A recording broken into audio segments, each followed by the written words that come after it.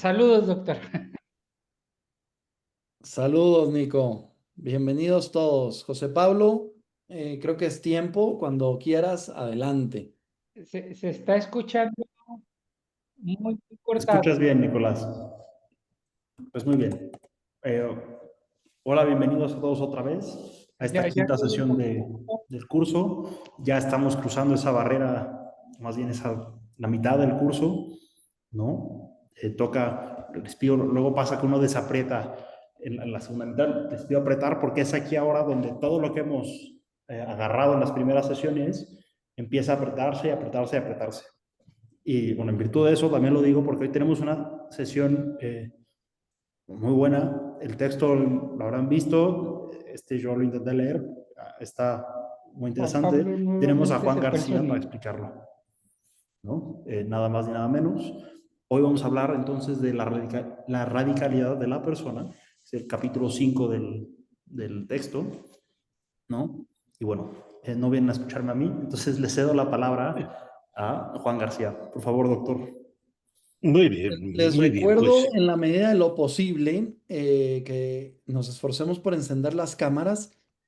Procuremos dejar las preguntas y los comentarios, sobre todo al final, de ser posible.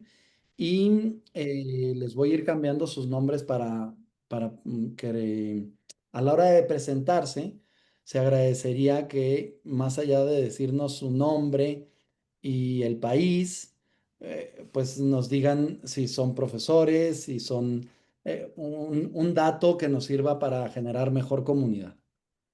Gracias, Juan, adelante. sí, creo que también habrá que decir que, es mejor apagar los micrófonos mientras no se usan. Correcto. Bueno, entonces hoy tenemos un texto que es este de la radicalidad de la persona, que realmente es un texto impresionante. Mira que yo había leído toda la obra de Pablo y varias veces seguramente, pero al leerlo para hoy me he dado cuenta de que es un texto impresionante porque yo creo que porque Polo exhibe ser un gran pensador, que no coge las nociones de ente, de naturaleza, de libertad de persona, pues en su significado Bueno, bueno, normal de un diccionario, sino que las está pensando. Y las está pensando en un contexto o con unas perspectivas o desde un planteamiento. Creo que eso es el efecto que hace. De hecho, el comienzo del texto es sorprendente. Lo primero es fijar las condiciones que permiten el acceso al asunto. Es decir, ha adoptado un punto de vista, ha enfocado las cosas de una manera. Eso, yo creo que lo que demuestra es que es un buen pensador, que hace las nociones vivas. En un contexto, según un planteamiento, las hace surgir, en lugar de utilizar la etiqueta o la definición normal de un manual o de. Bueno, este texto, la radicalidad de la persona, tiene otros dos textos análogos. Uno es Lo radical y la libertad, que es un cuaderno publicado en 2005 en el Anuario Filosófico, pero que responde a un curso en México del 90. La radicalidad de personas, es del 94. Lo radical y la libertad, que está publicado en las obras completas en el 19, donde aparecen también los tres radicales que aquí van a aparecer: radical clásico, el moderno y el cristiano. El radical clásico, el moderno, a veces de moderno luterano, y el radical cristiano, que es la persona, aparecen ya ahí, descritos de otra manera y con otro enfoque, porque ahí dice lo radical y la libertad. Aquí dice la radicalidad de la persona. Solo al final, el último parrafito dice la libertad de la persona, la libertad trascendental. Pero lo radical aquí es la persona, ¿no? Y en cambio otro escrito es lo radical y libertad. Y luego hay un tercer escrito, un seminario que dio en Perú de filosofía de la cultura, que lo dio en 1989 y está publicado en el volumen 34 de las obras completas, que se titulaba, o un título suyo es La cultura occidental vista desde los tres radicales antropológicos, donde vuelven a salir estos tres radicales, el clásico, el moderno y el cristiano, Pero aquí la cultura occidental vista desde ellos, y ahí aparece otros asuntos que son el trilema del barón de Munchausen, bueno, si la ciencia actual carece de fundamentos, o se echan a dar sentida de la coleta para ir para arriba, un trilema, bueno, relativamente conocido que ha comentado en un par de ocasiones Polo, y que utiliza para apelar a los tres radicales antropológicos. De manera que tenemos tres textos, hay tres textos de Polo, los he leído y yo me quedaría con el nuestro, con el de la radicalidad de la persona.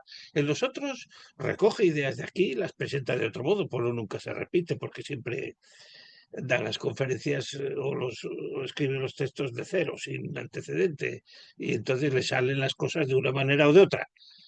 Me quedaría con este, me parece que es el que está mejor presentado o más completo, en fin, donde mejor se entiende lo que quiere decir con los tres radicales, con la radicalidad de la persona, que en el fondo es a donde se encamina, ¿no? Bueno, entonces tiene 4 capítulos, 4 romanos, 1 romanos, 2, 3, 4. El primero es el planteamiento y el desarrollo luego del radical clásico. Pero ya el planteamiento es curioso. Lo acabo de decir, ¿no? Dice, es que lo primero es plantear las condiciones para entender el enfoque que él va a dar, porque no son condiciones para entender la noción de radicalidad o que la libertad sea radical o que el ser sea radical, sino cómo él lo va a presentar. Estas son las cosas. ¿Cómo lo voy a presentar? ¿Cómo lo hago yo comparecer? ¿Cómo lo he pensado? ¿O cómo lo he entendido? ¿No? Y entonces dice esto, lo radical aparece en el hundimiento de un mundo humano. Hay un mundo humano que se viene abajo, se hunde. Y entonces ante una crisis de esas, se viene. Entonces el hombre se aferra o busca o aparece o descubre algo radical a lo que agarrarse. Esto ha desaparecido, el mundo humano se ha hundido, pero por lo menos nos atenemos a esto. Este es el planteamiento, que es un planteamiento curioso, e incluso diría yo, discutible, ¿eh? Porque Aristóteles dice, cuando el hombre ha satisfecho las necesidades vitales, porque si tiene necesidades vitales tiene que trabajar para satisfacerlas, pero cuando ya las ha satisfecho, entonces en el ocio, entonces la actividad teórica se despliega y aparece la teoría cuando ese es un planteamiento, digamos así, más inofensivo, más neutro. Dices, bueno, ya estoy sin nada que hacer porque he resuelto mis problemas vitales y entonces ahora como pues me dedico a la contemplación, o me dedico a leer literatura, o me dedico a algo, a la teoría. La teoría aparece cuando se ha satisfecho, es un planteamiento no problemático, sino al revés. Cuando se han resuelto los problemas es cuando... Y sin embargo, lo que Polo dice es que lo radical se descubre cuando se ha hundido un mundo humano. Por tanto, esto, y además luego uno lo ve porque lo que viene a decir son 3 mundos. Ha habido un mundo, el mundo griego, el mundo homérico, dice él, la crisis de la democracia en Atenas, eso se hunde y entonces viene el radical griego. Luego el mundo clásico, medieval, clásico hasta la Edad Media, se hunde, ahí sí todo el mundo reconoce un hundimiento porque la revolución copernicana y el hombre se siente perdido en los espacios infinitos, decía Pascal, y hay un hundimiento. Y entonces, bueno, el radical moderno. Y luego él dice la presencia del mal en el mundo, todo el mundo está malo, el hombre es malo, hace cosas mal, tal, y la salvación. Por tanto, efectivamente, dice, si lo radical se descubre ante el hundimiento de un mundo humano, ha puesto 2 mundos, el mundo griego homérico, el mundo clásico de la Edad Media y cualquier otro mundo que es esto, el mal en el mundo, la presencia del mal en el mundo, se nos hunde el mundo, todo es malo, entonces lo ha puesto, pero uno no termino de ver la necesidad de ese planteamiento que parece un poco. Son 3 radicales que aparecen en 3 situaciones de contingencia, pero yo creo que ha habido quizás, uno podría pensar o decir, para discutir esta cuestión, porque no la veo estrictamente necesaria, Uno podría pensar, ha habido otros hundimientos. También vinieron los bárbaros y acabaron con Roma. Y bueno, eso no dio lugar a ningún descubrimiento de lo radical. O qué sé yo. O bueno, no sé. Tengo para mí que esta es una manera de presentar el asunto. Pero el caso es que está bien justificada, porque fijaros lo que dice Polo a continuación, ¿no? El mundo, dice hundimiento de un mundo, eso permite descubrir lo radical, pues el mundo es un conjunto de relaciones pragmáticas. Y por eso cita a Protágoras, que decía aquello de que el hombre es la medida de todas las cosas. Pero cuando dice que el hombre, Protágoras dice que el hombre es la medida de todas las cosas, se refiere, lo dice, porque el término griego es ese, pragmata, las cosas que usa el hombre. Y no las cosas físicas. El hombre no es la medida de las cosas físicas. Hay un amanecer y un anochecer del que no es la medida el hombre. El hombre se acuesta cuando anochece y se levanta cuando amanece. Más bien, el universo es que es el que mide la conducta del hombre. No, el hombre es la medida de las cosas prácticas, de las que él hace. Yo quiero hacer esto cuando quiero, a la hora que quiero, como quiero. Eso lo dice Protágoras, pragmata. De pragmata onta, de los entes pragmáticos, de eso es la medida del hombre. Y luego se refiere también a Heidegger, que en nuestro siglo XX ha hablado del mundo como un conjunto de útiles, por tanto útiles que manejamos, útiles que conectan unos con otros, el martillo está para clavar, el clavar está para construir la mesa, entonces un plexo de relaciones. Por tanto, el mundo es un conjunto de relaciones pragmáticas, entre las cuales está el hombre. Eso es interés. El interés, las cosas que interesan, me interesa ver la película que ponen esta noche en la televisión, me interesa comprar ese libro que venden en la librería, me interesa traer pan a casa para la cena. Interese, estar entre las cosas. El hombre está entre las cosas, interese, existe entre las cosas y por tanto tiene interés por ellas. Pero ese es el mundo pragmático, el hombre volcado en el mundo. Heidegger habla del cuidado y Polo lo coge, ¿no? Dice, cuidando del mundo, el hombre está cuidando del mundo, claro que sí. Yo apago las luces de mi casa, quito el polvo de tal, entre las cosas estoy cuidando del mundo y procurándome la vida con ellas. Mi vida es esa. Hay algún día en la semana que yo no salgo de casa y entonces ¿qué hago? Pues me levanto, bajo a desayunar a la cocina, luego voy a ver la televisión, luego voy a trabajar al despacho. Busco mi vida con esas cosas entre las que estoy, que marcan mi interés y con las que cuidado y procurar. Lo que pasa es que dice, el mundo es inmediato, esto es lo que dice Polo y empieza a sacar una reflexión un poco más. El mundo es inmediato, porque las mediaciones están en el mundo como plexo de relaciones. Las mediaciones son, el martillo es un medio para clavar clavos. Clavar clavos es un medio para construir una mesa. La mesa es un medio para depositar encima el ordenador y poder trabajar en él. Todos son unas cosas que envían a otras. Son mediaciones, medios para conseguir fines. Yo compro un martillo para clavar clavos, para construir mesas, para medios. Entonces, el mundo es inmediato porque el conjunto de todo eso es lo inmediato. Cada cosa, las mediaciones están dentro del mundo. Cada instrumento, cada útil, remite a otro, o remite a otro, o remite a otro. Yo no compro las gafas para ver, compro un pañuelico para limpiar las gafas. Todo es así, todos son útiles para conseguir cosas. El mundo es un conjunto de útiles, un plexo de relaciones. Conjunto de útiles, diría más bien Heidegger, pero Polo más genéricamente, sin atender específicamente a la utilidad, lo que dice un plexo de relaciones. Y como la mediación está ahí, unas cosas son medios para otras, pues entonces el mundo como tal es inmediato. ¿Por qué es inmediato? Dice Polo así. El que encuentra y lo que encuentra son indiscernibles.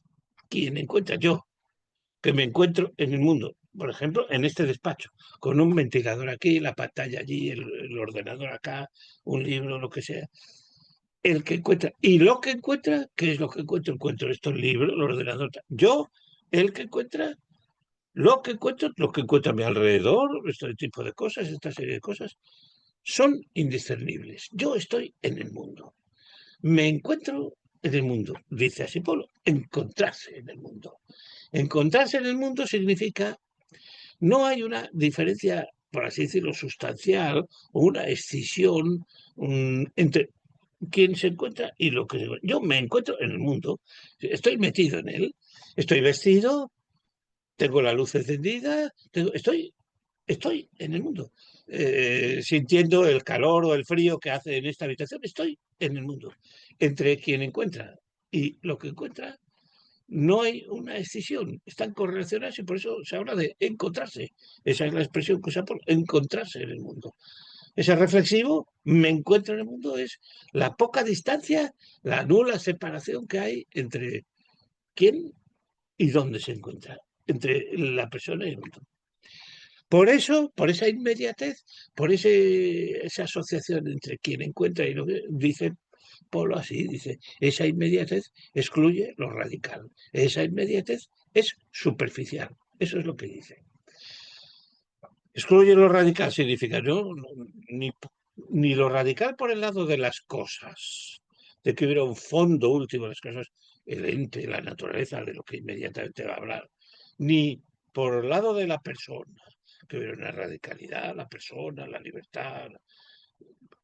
Eso es superficial. El mundo es superficial. El mundo es que yo me encuentro en el mundo, significa de mi interioridad, de la persona, todo eso está oculto, del ente, de la realidad, de la naturaleza de cosas, todo eso está oculto. Simplemente pasa que yo estoy aquí, en el mundo, usando de la máquina de escribir, viendo la televisión, oyendo esta música que tengo de fondo, lo que sea. Me encuentro en el mundo, ¿no? Me encuentro en lo superficial, sin interioridad ninguna, ni por el lado de las cosas ni por el lado de la persona. De hecho, lo que dice es esto. Cuando la estabilidad del mundo se rompe, porque dice, lo radical aparece cuando un mundo se hunde. Cuando la estabilidad del mundo se rompe, ante el imposible encuentro inmediato, no me encuentro, antes me encontraba en el mundo y he estado muy bien con estas cosas en mi alrededor, con estas opciones, haciendo estas acciones. Cuando el mundo la estabilidad del mundo se rompe y entonces se perfila, dice, se perfila el más allá, dice, allende, algo más allá. Esto es lo que digo. No es el mundo inmediatamente como aparece, los útiles con los que me manejo tal, sino que algo más allá. Como vamos a decir, el ente, la sustancia, la realidad. Porque esto y ese fracaso, el fracaso de que no me encuentro ahí porque eso apela o conduce o requiere, exige un más allá, ese fracaso conduce también a una percepción, aunque sea vaga, de sí mismo. Soy yo el que me encuentro perdido, porque mi mundo se ha hundido. Las cosas han dejado de funcionar. Si las cosas dejaron de funcionar, aquí en España hubo hace unos meses un apagón que duró bastante, horas o quizá 24 horas, no me acuerdo ya cuántas fueron, pero desde luego que fuera 6, 10 ya era bastante. Tuvimos que cenar, bueno, pues una lata, vamos a abrir una lata porque no había nada para calentar, un apagón. Claro, si el mundo se hunde, se va la luz. Uno se encuentra desinstalado, ya no puede hacer las cosas que solía hacer normalmente, no funcionan los ordenadores, no funciona el teléfono, no funciona nada, está uno perdido, y entonces dice, allende, algo se perfila el más allá, algo que está allende. ¿Qué habrá producido? ¿Qué pasará? ¿Por qué no llega la luz? ¿De dónde no viene la luz? ¿Qué central eléctrica se ha roto? ¿O qué cable se ha caído? ¿O qué? Y al mismo tiempo, una percepción vaga de sí mismo. ¿Por qué? Pues porque yo me encuentro perdido. ¿Qué hago? ¿Ahora qué ceno? ¿Ahora cómo llamo a mi mujer para que venga o a mis hijos que me tienen que venir en coche? Estoy desorientado. El hundimiento de un mundo, y fíjate que es un ejemplo tonto, tuvimos un apagón notable en España, abre ya los ámbitos, allende e interioridad, dice Polo, allende e interioridad, apuntan a lo radical. Radical por fuera de las cosas, radical por dentro de la persona, apuntan al radical, pero luego hay que fijarlo, conceptualizarlo, determinarlo, porque esa apelación allende o interioridad pues es muy débil, es solo una indicación, no está formalizado, no está... Eso habrá que determinarlo luego y pensarlo bien, qué es lo radical por allí, qué es lo radical por aquí. Pero de momento el hundimiento de un mundo lo que hace es buscar algo allá, allende, y buscar algo acá, una percepción, una representación, una indicación de sí mismo, que me he quedado desorientado, que me he quedado colgado, que me he ido del mundo, no me encuentro ya en el mundo como me encontraba, ya no me puedo desenvolver como yo me solía desenvolver. Bueno, el planteamiento realmente es atractivo. Eso, digo yo, es un poco dudoso, quiero decir. Dudoso no, es una originalidad plantear las cosas así. Eh, Y por eso mismo, pues sí, vamos a ver si esto es verdad, si siempre que el hombre se ha aferrado, ha descubierto, ha planteado alguna radicalidad, es porque se le ha hundido el mundo humano, si no hay otros hundimientos humanos que no hayan conducido, en vez de a descubrir alguna radicalidad, pues a desorientarse el hombre a las perturbaciones sociales o a lo que sea. Bueno, es un planteamiento curioso pero que se entiende y está bien descrito. El mundo es un conjunto de útiles en el que yo me encuentro. Yo me encuentro y me encuentro situado. Yo sé orientarme. Si no estoy perdido, pues sé orientarme. Estoy en esta ciudad, voy a coger el tranvía para irme luego tal, voy a coger y me iré a mi casa. Me encuentro en mi casa y sé dónde encender las luces, dónde está la nevera para cenar. Estoy en un conjunto en un plexo de relaciones, que es lo que dice, en el cual me encuentro y me encuentro bien, porque ahora, cuando un mundo se hunde, ya no sé lo que tengo que hacer. Ya no sé qué es lo que ha pasado, cuál es la causa o el fundamento o la raíz, lo radical, por lo que esto ya no funciona como siempre ha funcionado. Y yo tampoco, por mi parte, sé cómo orientarme ante esto. Esto ha cambiado, se ha hecho de otro modo, ya no son las cosas, ya no hay cosa con cosa, ya, y entonces uno se siente perdido. Bueno, entonces esto es lo que dice Polo. El descubrimiento de lo radical procede del hundimiento de un mundo. Y el hundimiento de un mundo inaugura el tema de lo radical de una doble manera. Dice, hacia afuera busca un Allende. Algo pasa que en el mundo no está como debía estar. Y por otro lado, un ligero desvelamiento de la interioridad del hombre que dice, ¿y qué hago yo si ahora se ha perdido todo? Eh, no sé manejarme con esto. Allende e interioridad es lo radical. Apuntan a lo radical, aunque aún no se haya formulado de ninguna manera. Vamos, luego hay que formularlo de alguna manera concreta, según qué crisis del mundo sea, qué hundimiento del mundo sea. Bueno, y entonces el primer radical que examina la filosofía ateniense, sosteniendo unas ideas Polo que son las que tiene Polo.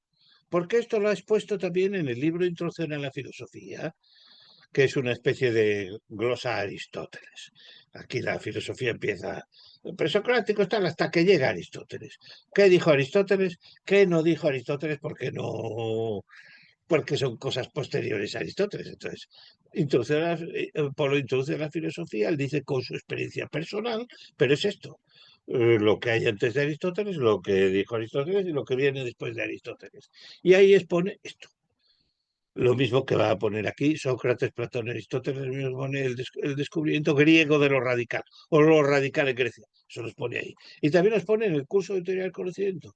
Al final del volumen 1 hace una especie de paralelismo entre su teoría del conocimiento y la evolución del pensamiento, el origen de la filosofía. Él dice que hay 4 operaciones mentales, pues entonces el origen de la filosofía será el ejercicio sucesivo de esas 4 operaciones mentales y entonces examina los presocráticos y luego los grandes atenienses, Sócrates, y dice, bueno, lo mismo que dice aquí, lo mismo como antes os he dicho, sobre lo radical. Tiene 3 escritos Polo en los que viene a decir lo mismo, desde luego de otra manera, con otros referentes, con otras ideas, pero eso es lo mismo, ¿no? Bueno, pues entonces dice, la primera acepción positiva de la radicalidad, es decir, positiva, ¿por qué? Porque ante el hundimiento de un mundo se detecta lo allende, lo que hay más allá. y la interioridad, pero se detecta de un modo nebuloso, solo como una indicación. Esto hay que formalizarlo, hay que determinarlo. La primera acepción positiva de la radical es la noción de ente. La radicalidad asistente en presente. Lo mismo de decir ente que physis, que es el término más descriptivo de esta radicalidad asistente en presente, ¿no? Physis, la naturaleza. La naturaleza viene de nacer, y nacer es brotar, surgir. Es una fuerza que asiste significa que sustenta, que es el fundamento. Claro, la naturaleza ha nacido esto es un ente. Algo que está sustentado, asistido por su propia naturaleza, porque ha salido. Es decir, uno está en el jardín y ve un tallito que va saliendo y sale la flor, ¿no? Entonces ahí la naturaleza, a partir de las semillas que ahí hubiera o de lo que más, la naturaleza hace brotar, surgir, nacer algo. Pero ese algo que ha surgido, una florecilla o lo que sea, pues es asistido por el fundamento, es natural. La naturaleza le está dando vida. No ha surgido por magia, ni ha venido desde... Esto es physis, fundamento, ente. Eso es lo que dice la primera concepción positiva de lo radical, es la noción de ente. Entendiendo por la noción de ente esto, physis, fundamento, naturaleza, ente. Da igual, ente es lo que es. El ser que da lugar a un ente. La naturaleza que hace brotar esto, surgir esto, el fundamento que funda lo fundado. La conexión entre el nombre y el verbo, por así decirlo, nacer y lo nacido. Brotar y lo brotar, surgir o surgido. Esto es el ente. Uno puede entender que la naturaleza es eso, la naturaleza, incluso en la representación más normal de hoy de la calle, para tratarse como una especie de fuerza que da lugar a los seres de la naturaleza, a las estrellas, a los planetas, a los seres vivos que se reproducen, y las plantas, esto, ¿no? Ente. Dice, pero esto, pensar en el ente, pensar en la naturaleza, pensar en el fundamento que asiste presente, se separa del plexo de lo interesante del mundo en el que uno vive, de los útiles interconectados. No, es la naturaleza de las cosas. La naturaleza de las cosas es distinta de mi mundo pragmático en el que... Porque este mundo pragmático en el que yo me desenvuelvo, pues es mero aparecer. No es ser, sino apariencia. Un aparecer infundado. Esto es lo que dice. Se distingue, nosotros también distinguiríamos, no solo en Grecia, de acuerdo con estas observaciones que está haciendo Polo, sino hoy. Una cosa es la naturaleza de las cosas, son como son, brotan, surgen así, y otra cosa es el plexo de los medios en el que yo me desenvuelvo, que no es la naturaleza, sino que es los útiles que yo compro, que no son por naturaleza, son porque los hemos construido y porque me interesa a mí tenerlo así. Una cosa es el césped natural y otra césped artificial. Esto es así. El césped natural es el que brota por la naturaleza, porque es regado, plantado o lo que sea, y surge eso. Y otra cosa es que yo compro plexo de útil en mi mundo. Una cosa es la naturaleza y otra, por así decirlo, la cultura, ¿no? De acuerdo con el radical ente, con el radical physis, naturaleza, dice, en una primera etapa, el hombre se retrae a la situación de solus ipse. Claro, como la naturaleza y el mundo cultural, práctico, el plexo de los útiles que uso son distintos, entonces si la naturaleza es lo verdaderamente fundado, lo auténtico, lo real, el ente, pues entonces los útiles que yo manejo solo quedan para mí. La naturaleza es en sí, pero en sí, dice así Polo, no significa para mí. En sí es en sí. Para mí es los útiles que yo manejo, la descalificación de la inmediación del encontrarse, la descalificación del mundo humano, de lo que es para mí, de lo que yo manejo, porque la naturaleza es en sí, es fundamento, es ente. La descalificación del mundo muda el interés, eso que me movía entre las cosas del mundo, que me gustan estas, me gustan las otras, me gusta tener césped artificial y una fuentecita que quiero poner aquí y tal y tal.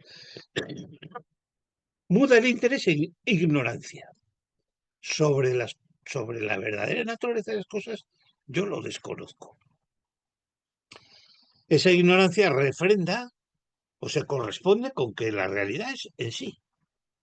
En cambio, en mí, el mundo cultural, la praxis, los intereses, el interés. Y esa ignorancia suscita el preguntar. Eso es Sócrates. O él pone es decir, la interpretación de Sócrates queda por lo respecto de esta cuestión, de lo radical y el mundo superficial, que no es radical, es esta. Sócrates pregunta. ¿Por qué? Porque está desconectado el fundamento, la naturaleza de las cosas, con lo que es los intereses humanos y los objetos culturales entre los que nos movemos. Por tanto, es una interpretación de Sócrates como muy limitada. El alcance de Sócrates es muy poco. Preguntar porque están separados. Están separados porque el fundamento es en sí, no en mí. En el hombre lo que hay son los intereses prácticos. Bueno, de hecho, Sócrates lo que dice es, de la naturaleza no me interesa nada. Solo sé que no sé nada. Pero en cambio, conócete a ti mismo, vuélvete sobre ti mismo. O sea, lo que interesa es del interés, del mundo, del plexo de cosas que usamos en el mundo, descubrir la persona. Pero el ente que es la radicalidad griega, ese lo deja fuera ignorancia, ¿no? Bueno, la interpretación de Sócrates. Yo no la había leído cuando Polo pone en el curso de conocimiento la historia griega interpretada por él, no había leído Sócrates de esta manera. Pero aquí parece que es bien claro. Cuando se descubre la naturaleza, es decir, el ente que funda, eso es en sí. Yo quedo fuera. Mi mundo, el mundo del plexo de los intereses humanos, queda fuera. Por tanto, ignorancia, conócete a ti mismo. Esto es, Sócrates es lo radical griego, el ente, la física, la naturaleza, lo fundamentado, aparece. Pero aparece desconectado del mundo humano. Y entonces yo pregunto, ignoro, no me interesa, solo sé que no sé nada y me quedo con lo mío, búscate a ti mismo, tal, ¿no? Después trata de Platón y dice, pues esto, no, la apariencia no es manifestación del ente, la apariencia del mundo, del preso, no es en cuanto que... Pero en cuanto que esa manifestación del ente exigiría una comparecencia solidaria entre el que piensa y lo pensado, el planteamiento de Platón es que no hay esa comunidad entre el ente que es y el pensar que lo piensa. No hay esa, sino que están en sí. El ente está encerrado en sí mismo, el ente, como en sí está encerrado el pensamiento que lo piensa. Por tanto, como que hay una separación entre estos dos. El Polo dice ahí que esa es la noción subjetiva de verdad. Y por consiguiente, lo que aparece es el afán de contemplación, eros, manía, que es algo platónico, efectivamente. Y en el descenso, la verdad, es el paradigma a realizar en la práctica. El hombre no es un ente, sino que es respectivo al ente, porque versa sobre la verdad. No la posee, la verdad. Vamos a ver si esto no. En vez de referirme a los textos de Polo, del fragmento que estamos leyendo, que está aquí, lo que yo quiero decir, y quizás se entiende mejor así, es eso. El ente está encerrado en sí mismo. Las ideas son en sí mismas. Esto es lo que dice Platón, las ideas son en sí. Entonces, el conocimiento que yo tengo de ellas, como el conocimiento que tú tienes de ellas, como el conocimiento que cualquiera tiene de ellas, pues no es la idea en sí, sino que es una participación de las ideas. Como la idea de blancura de ella se puede participar en una cosa que sea completamente blanca, en otra blanca pero no limpia, no de todo, y otra blanca pero menos blanca, como la idea de blancura se puede participar, la idea de ciencia también se puede participar. Y entonces yo tengo una cierta ciencia, tú tienes otra cierta ciencia, otra ciencia, como una blancura o una belleza y otra belleza, y otra, pues una ciencia, pero la ciencia en sí, la ciencia es en sí, tan en sí como el ente es en sí, cerrado en sí mismo, incomunicado con el hombre. Con lo cual en Platón lo que se produce es un problema de conectar el ente en sí con la ciencia en sí. La ciencia no. Que la solución que ahora va a venir inmediatamente Aristóteles, porque Aristóteles dice, el lugar de las ideas es el pensamiento, con toda lógica y razón. Las ideas están en quien las piensa. No están en sí. No hay ideas en sí. Están en quien las piensa. La posesión de la verdad, la teoría, el acto de pensar por el cual suscita las ideas, ese conecta al hombre con el ente. Ya no se puede decir ente en sí, ciencia en sí. No se puede hablar de una desconexión.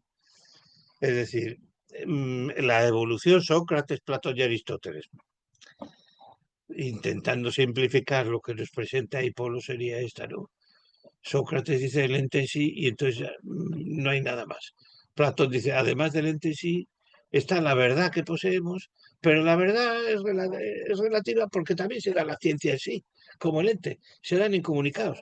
Y ahora viene Aristóteles y dice, no, yo sé comunicar el ente con la verdad. ¿Por qué? Porque el topos tonidus nus. Bueno, lugar de las ideas es el pensamiento. Y ahí Polo dice esto. Cuando habla de Aristóteles, llegados a este punto, dice esto, ¿no? Que el hombre es el animal racional, pero eso significa que es el animal que tiene razón. Un comentario que ha hecho en otras ocasiones Polo, no que sea racional, sino el modo de ser racional del hombre es que el hombre tiene razón. La razón es una cosa tenida. Y entonces Polo compara las tendencias corporales, los hábitos corporales, con las tenencias inmanentes de la operación mental e incluso luego, aquí no, pero en otros escritos de Polo, compara con las virtudes, que también se tienen virtudes. No, por tanto, un tener material, un tener espiritual, la operación mental, y un tener virtudes superior. Incluso Polo establece una jerarquía, las cosas materiales se tienen para ejercer operaciones inmanentes de inteligencia y de voluntad, y estas operaciones se tienen para adquirir virtudes. Esta es la jerarquía y el criterio de poner unas a otras. Bueno, pero entonces, ¿esto qué quiere decir? Las cosas materiales, las tenencias materiales, esto es el mundo, ese plexo de cosas en las que estamos, eso que se nos hunde y nos hace buscar lo radical y tal y cual. Ese es un ámbito, las tenencias corporales. Ahora aparece, después de Sócrates y de Platón, y gracias a que Aristóteles ha conseguido conectar la mente con las cosas y no dejarlo como dos mundos, el allende del ente, con la interioridad del pensar, lo ha conseguido conectar diciendo el nus, topos toneidos nus, en lugar de las ideas de pensamiento, pues entonces ahí está, tenencias no solo corporales, el plexo de útiles del mundo en el que estamos, sino tenencias inmanentes, el pensamiento, que es una forma de tener superior a la tenencia práctica, y luego la virtud. Bueno, entonces, y ahora viene una distinción fundamental. En el momento en que Polo dice, Aristóteles ha conseguido hablar de la posesión inmanente, de la operación cognoscitiva, de la posesión de la verdad, afuera está el ente, que consolida, y dentro está el nous, que es capaz de pensar, que es operación inmanente, pero dice, el intelecto viene de fuera, no es estrictamente natural. El hombre tiene naturaleza, también puede ser considerado como un ente. Brota de él una serie de cosas, por ejemplo, simplemente los hábitos prácticos.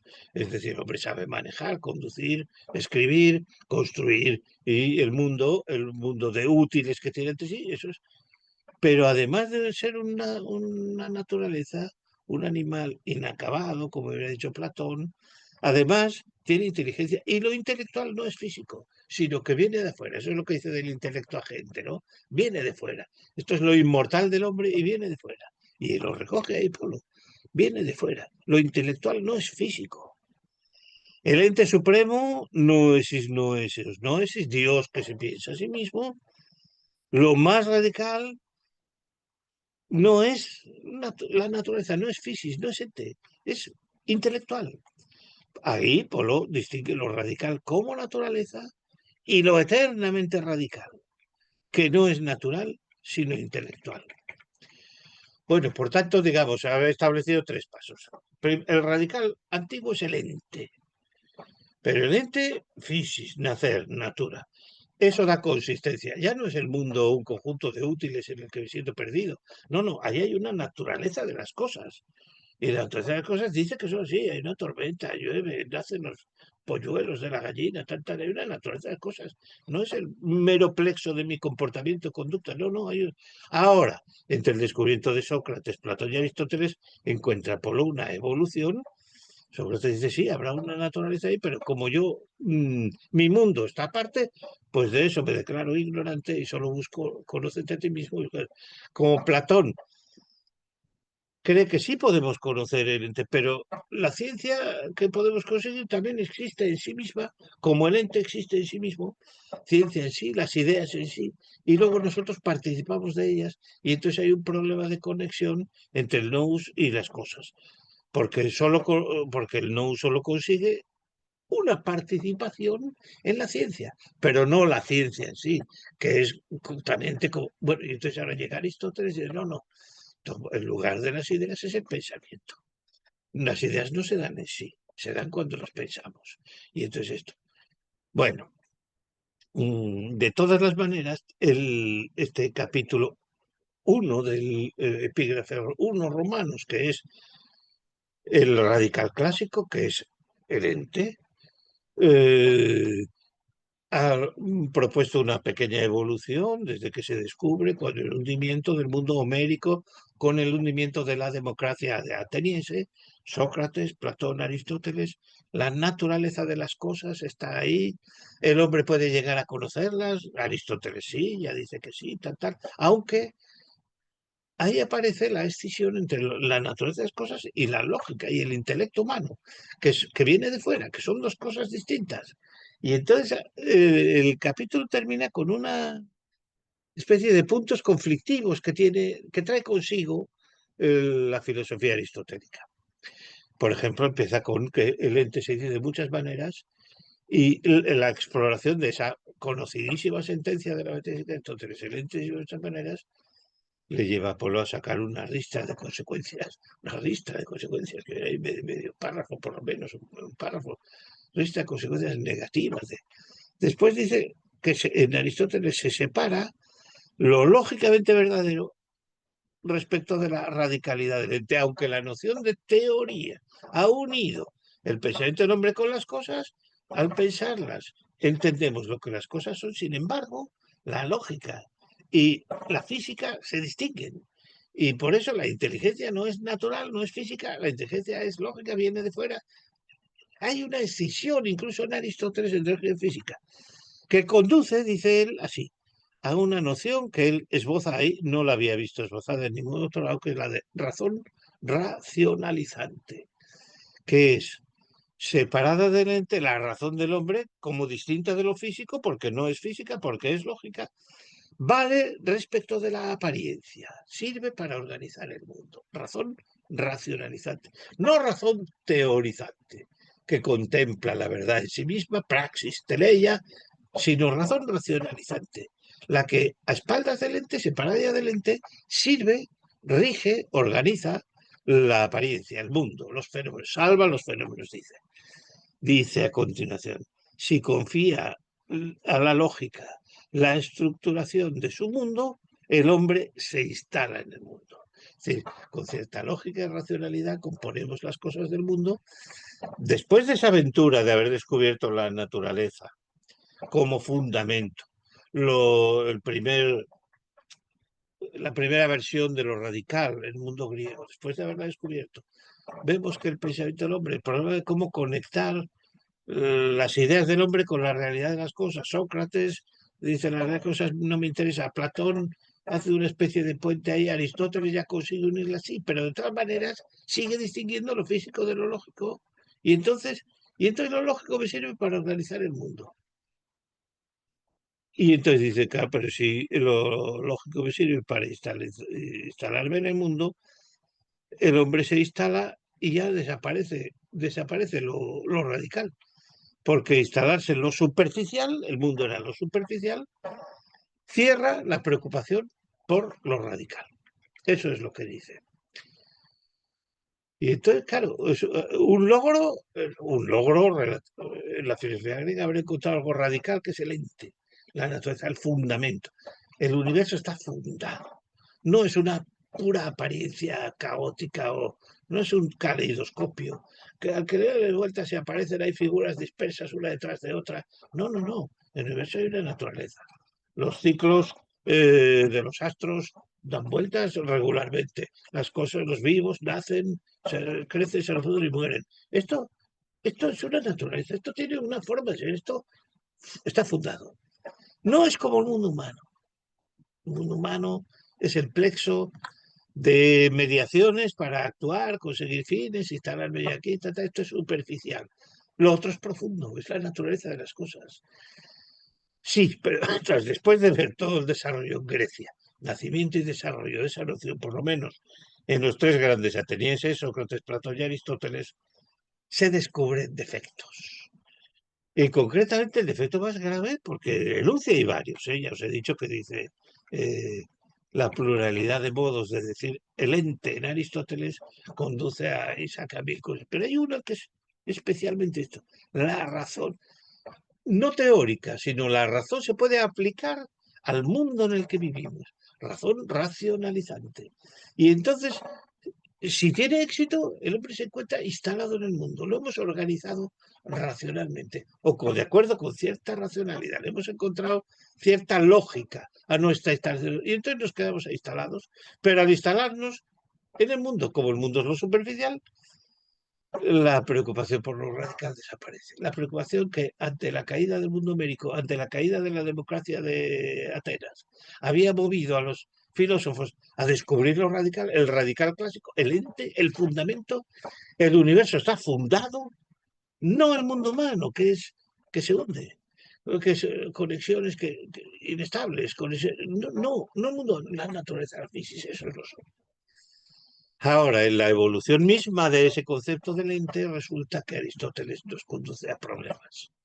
La razón racionalizante, lo que hemos descubierto con la teoría, con la inteligencia, que es que el ser, la naturaleza, el fundamento de las cosas, resulta que en vez de teorizar, la razón se aplica a otro campo, al mundo, y entonces racionalizamos un poco el comportamiento, la conducta, las relaciones sociales, las relaciones de cosas, y entonces estabilizamos el mundo para que no se nos hunda, para que no ocurran cosas aquí caóticas, para que no.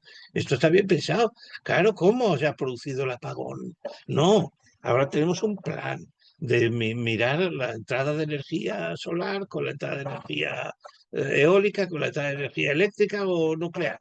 Y entonces ya lo tenemos todo diseñado, hemos racionalizado y eso se ha estabilizado. Ya no va a haber más apagones. Esto está controlado. La razón racionalmente, pero si se estabiliza el mundo, si el hombre se considera instalado en lo superficial, la preocupación por lo radical desaparece. Esto es lo que dice, ¿no? Bueno, el capítulo 2, son 4, el capítulo 2 de este texto es, lo titularía así, los problemas de Aristóteles y por consiguiente el hundimiento del mundo clásico medieval. Los problemas de Aristóteles ya hemos visto, sobre todo se reducen a la separación entre logos y physis. Que lo físico y lo lógico sean dos cosas distintas. Claro, lo físico habíamos encontrado el fundamento. Physis, natura, nacer, el ser. Pero lo lógico es distinto del ser. Lo lógico queda sin fundar otra vez, o se sobrepone a ser, o qué relaciones aparecen aquí, ¿no? si la razón, dice así, si la razón racionalizante salva los fenómenos y puede organizar nuestro mundo, lo hace a costa de la física, porque entonces la física, la naturaleza queda desprovista de razón. Empleamos toda la razón para organizar nuestro mundo. Y entonces nos olvidamos de la realidad, del ser. Olvido del ser, decía Heidegger. O perdemos de vista la física, ¿no? Problemas de Aristóteles. Después dice, lo primero es el acto, pero lo físico es un dinamismo, es potencia. Y lo primero es movimiento, pero también el ente es sustancia. Por tanto, aquí hay dos problemas. El acto perceptivo al que la potencia antecede no es el sentido radical del acto. Es decir, hay dos problemas que es acto y potencia.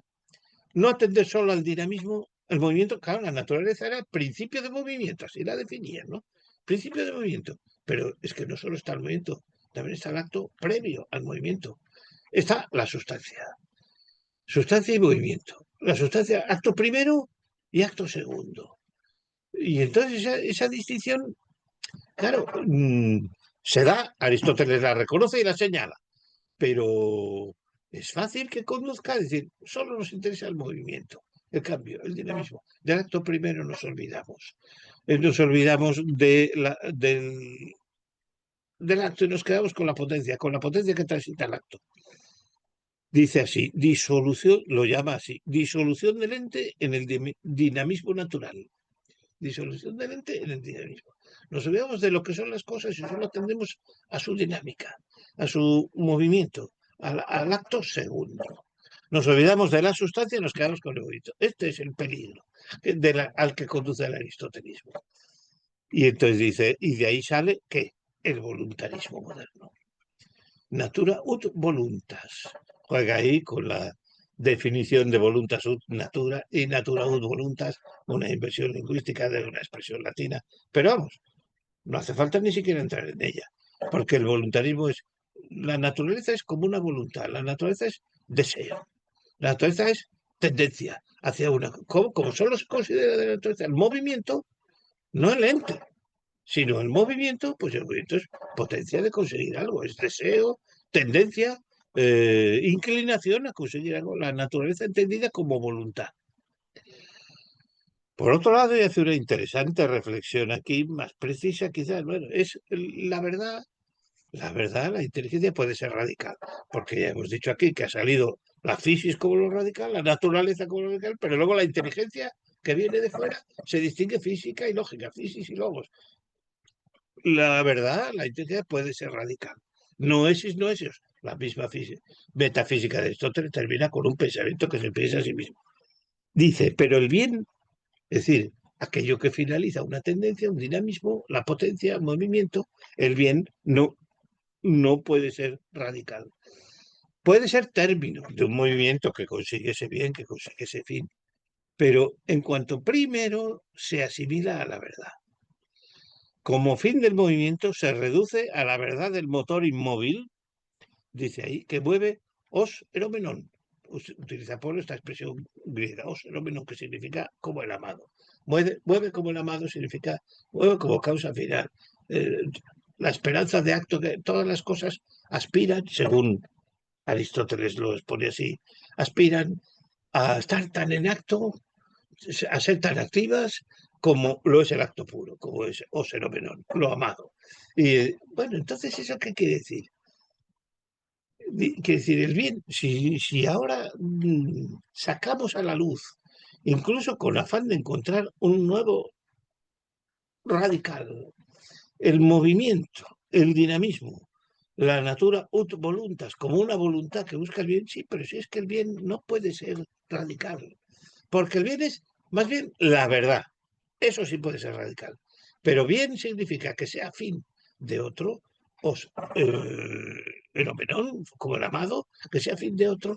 Eso al noesis le deja frío. Es decir, como verdad es radical. Como bien, simplemente se trata de que atrae algunas cosas hacia sí o impele a moverse. Bueno, pero eso no puede ser radical, ¿no? Bueno, de manera que dice, el voluntarismo inhibe la verdad y exacerba el logicismo. Esto es lo que de hecho pasó en el nominalismo. Cuando dijeron voluntarismo, la voluntad es el principio de todo, inhibe la verdad. Eso se correspondía con nominalismo.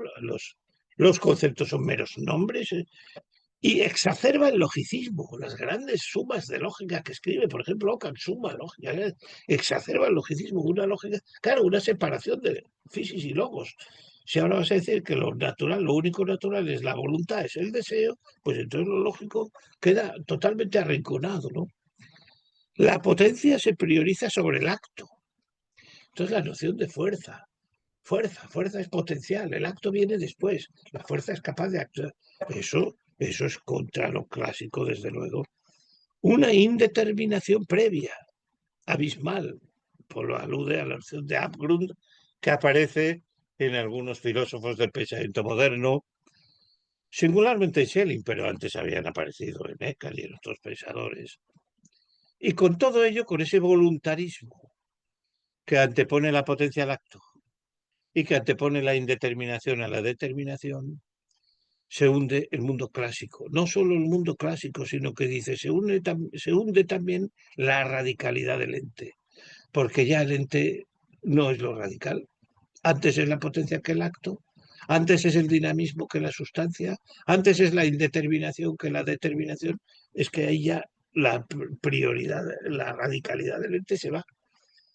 Y se hunde el mundo clásico. Y esto, como ha ocurrido porque en esa época el mundo clásico se hundió, el geocentrismo, los astros dan vueltas, la Tierra ocupa un lugar, el centro, y luego el motor está afuera y luego las esferas. Entonces esa representación se viene abajo y el hombre se siente perdido en los espacios infinitos.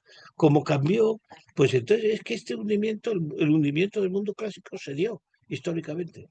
Bueno.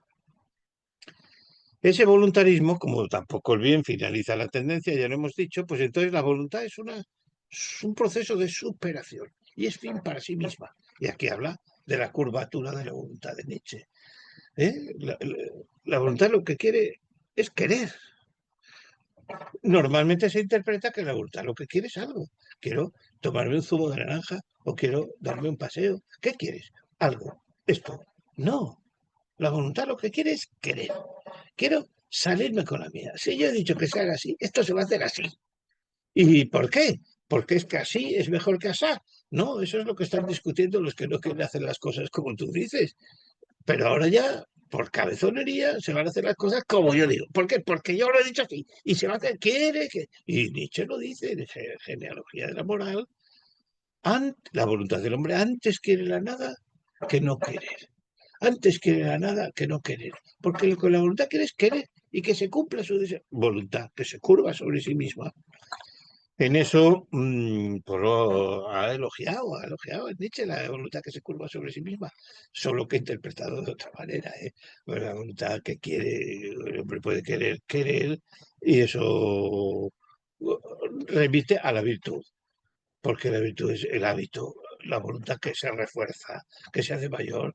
No solo quiero algo, sino que lo quiero querer más, quiero más querer. Esto es una voluntad curva, pero eso siempre que se haga bien, ¿no? Porque lo que pasa es que Nietzsche, al mismo tiempo que admite la curvatura de la voluntad, niega la intencionalidad de la voluntad, que la voluntad quiera otra cosa, solo se quiere a sí misma. No, la voluntad quiere querer más. ¿Para qué? Para querer más. Quiere querer más para querer mejor esto. Sin la intención de otro, la voluntad no tiene ningún sentido, ¿no? Bueno, entonces aquí se produce un añadido, la voluntad crece, se refiere a sí misma, por tanto puede crecer, pero al mismo tiempo una pérdida. Y en ese balance sale perdiendo, ¿no? Bueno, por otro lado, la ración racionalizante lo dice así: Polo, no se extiende el curso del tiempo al curso temporal de los acontecimientos. Es decir, el idealismo está jugando con idealismo y nominalismo como consecuencias del voluntarismo moderno que dio lugar a esto. El idealismo consigue la verdad completa, aspira a la verdad completa, a la verdad total, pero la verdad total no tiene futuro. La verdad total, si se ha alcanzado, si se ha alcanzado la verdad total. Si ya el hombre lo supiera todo, no hay futuro ninguno, porque no hay nada más que poder saber. Ya está todo sabido, ya está todo cumplido. Eso es lo único que podría pasar en el tiempo, sería repetir lo que ya sabemos, ¿no? Pero nunca hay un incremento. Saber ya se ha cerrado, ya lo sabemos todo. Esto, al parecer, fue un suceso real en la vida de Hegel. Y claro, cuando él hablaba de que ya hemos logrado el saber absoluto, total, ya lo sabemos todo, pues alguno de los alumnos le debió de preguntar, y bueno, ¿y ahora qué? Si ya lo sabes todo, que el futuro, el futuro qué. Y Hegel contestó, el futuro, lo irracional, la razón ya se ha completado, entonces solo queda lo irracional, la locura. Esto es lo que dijo, ¿no? Después de mí, la locura, lo irracional, porque ya la razón se ha agotado, ¿no? Claro, si luego uno ve que después de Hegel vino Nietzsche, Freud y tal, un poco de locura, sí vino después, ¿no? Pero vamos, simplemente denuncia de que el planteamiento este idealista no abarca el futuro. De resultas, una versión de la lógica como consistencia total, la verdad como sistema de Hegel. Bueno, en suma, dos sentidos de lo radical que absolutizan la dinámica de la voluntad o de la razón, Nietzsche y Hegel. Yo creo que también absolutiza la filosofía moderna el pragmatismo, la acción práctica, productiva. Eso creo que lo dice Polo en algún lugar. Si no en este, que creo que no lo dice en este que estamos leyendo. Pero esos otros dos paralelos que os he dicho, la libertad y lo radical y tal, creo que hay pragmatismo. Y desde luego en el libro Nominalismo, Idealismo y Realismo, ahí está expuesto nominalismo, idealismo, esta fase de la época, esta época de la historia enfermedad donde se produce el hundimiento del mundo medieval y el surgimiento de otra radicalidad distinta, el descubrimiento de otra radicalidad distinta, ahí sí, ahí se habla expresamente y muy abundantemente de la productividad humana. El hombre produce.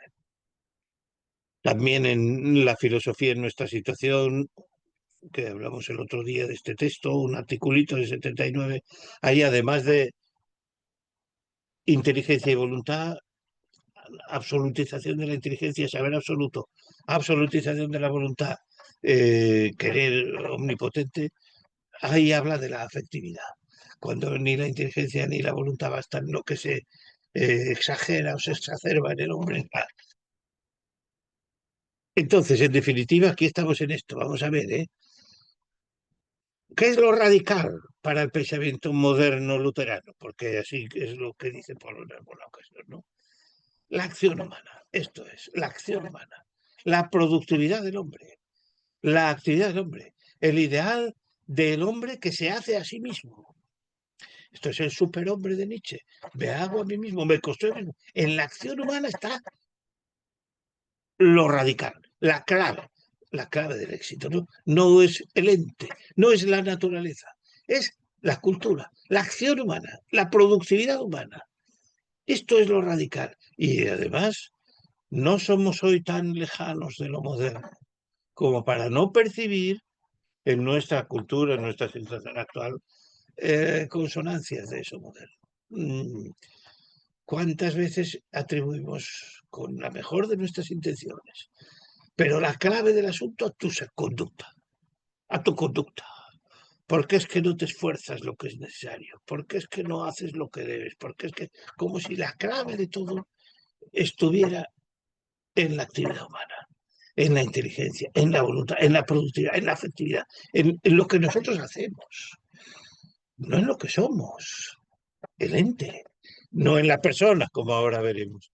Y yo creo que todavía seguimos siendo modernos cuando sobrevaloramos la acción humana, como si todo dependiera de nuestras acciones, ¿no? Bueno, creo que el capítulo 3, que viene a continuación de este, es cómo esa sobrevaloración de la acción, del activismo, de la productividad del hombre, con la inteligencia en el idealismo, con la voluntad en el mismo, a lo que conduce es a la nada. Conduce a la nada. Eso en la voluntad de Nietzsche está bastante claro, porque él termina en un libro póstumo que tiene, que es La voluntad de poder, aunque lo han discutido mucho. ¿Cómo que no ha existido? Porque eso lo discuten así, lo tengo yo aquí en mi biblioteca, o sea que existir ha existido, no me lo pueden negar. Pueden decir que está compuesto de fragmentos póstumos mal ordenados por su hermana Elizabeth o retocados, pero el libro está. Y los proyectos de Nietzsche que decía, voy a escribir este libro, capítulo 1, 2, 3, 4, 5, voy a escribir esos hay guiones y cosas ya desarrolladas y escritas, hay abundantes, por mucho que se diga. Bueno, pues ese libro termina diciendo eso. ¿Queréis que os resuma mi pensamiento, Nietzsche? ¿Queréis que os resuma mi pensamiento en 2 palabras? Os lo diré. Voluntad de poder y nada más. Lo único es la voluntad de poder y nada más.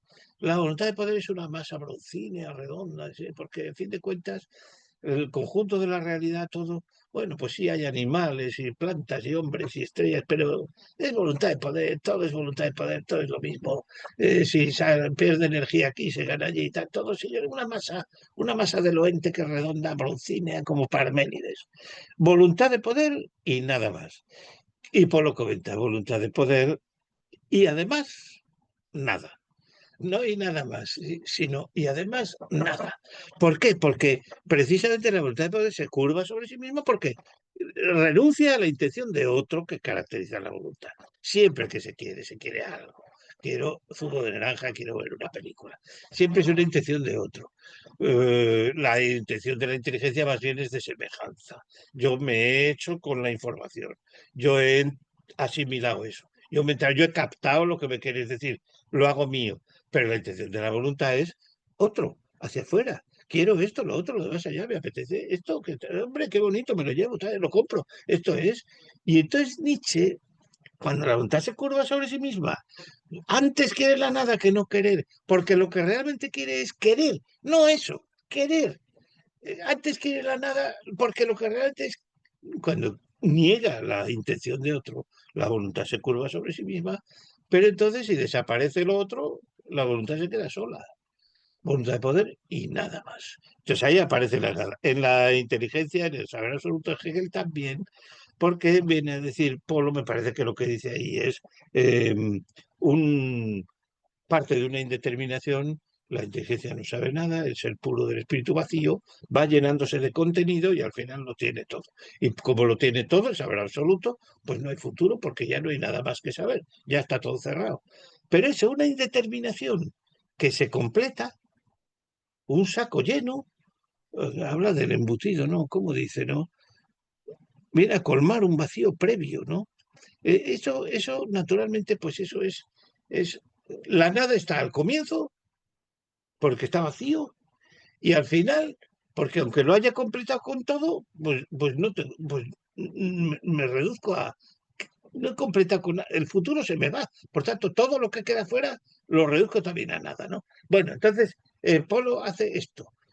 Había terminado el capítulo anterior diciendo cuando se sobrevalora la acción humana, tanto el entendimiento como la voluntad, se ve uno abocado a la nada. Y en este tercer capítulo 3 romanos, yo lo titularía así, la nada en idealismo y voluntarismo. Y creo que eso es lo que dice Polo ahí, ¿no?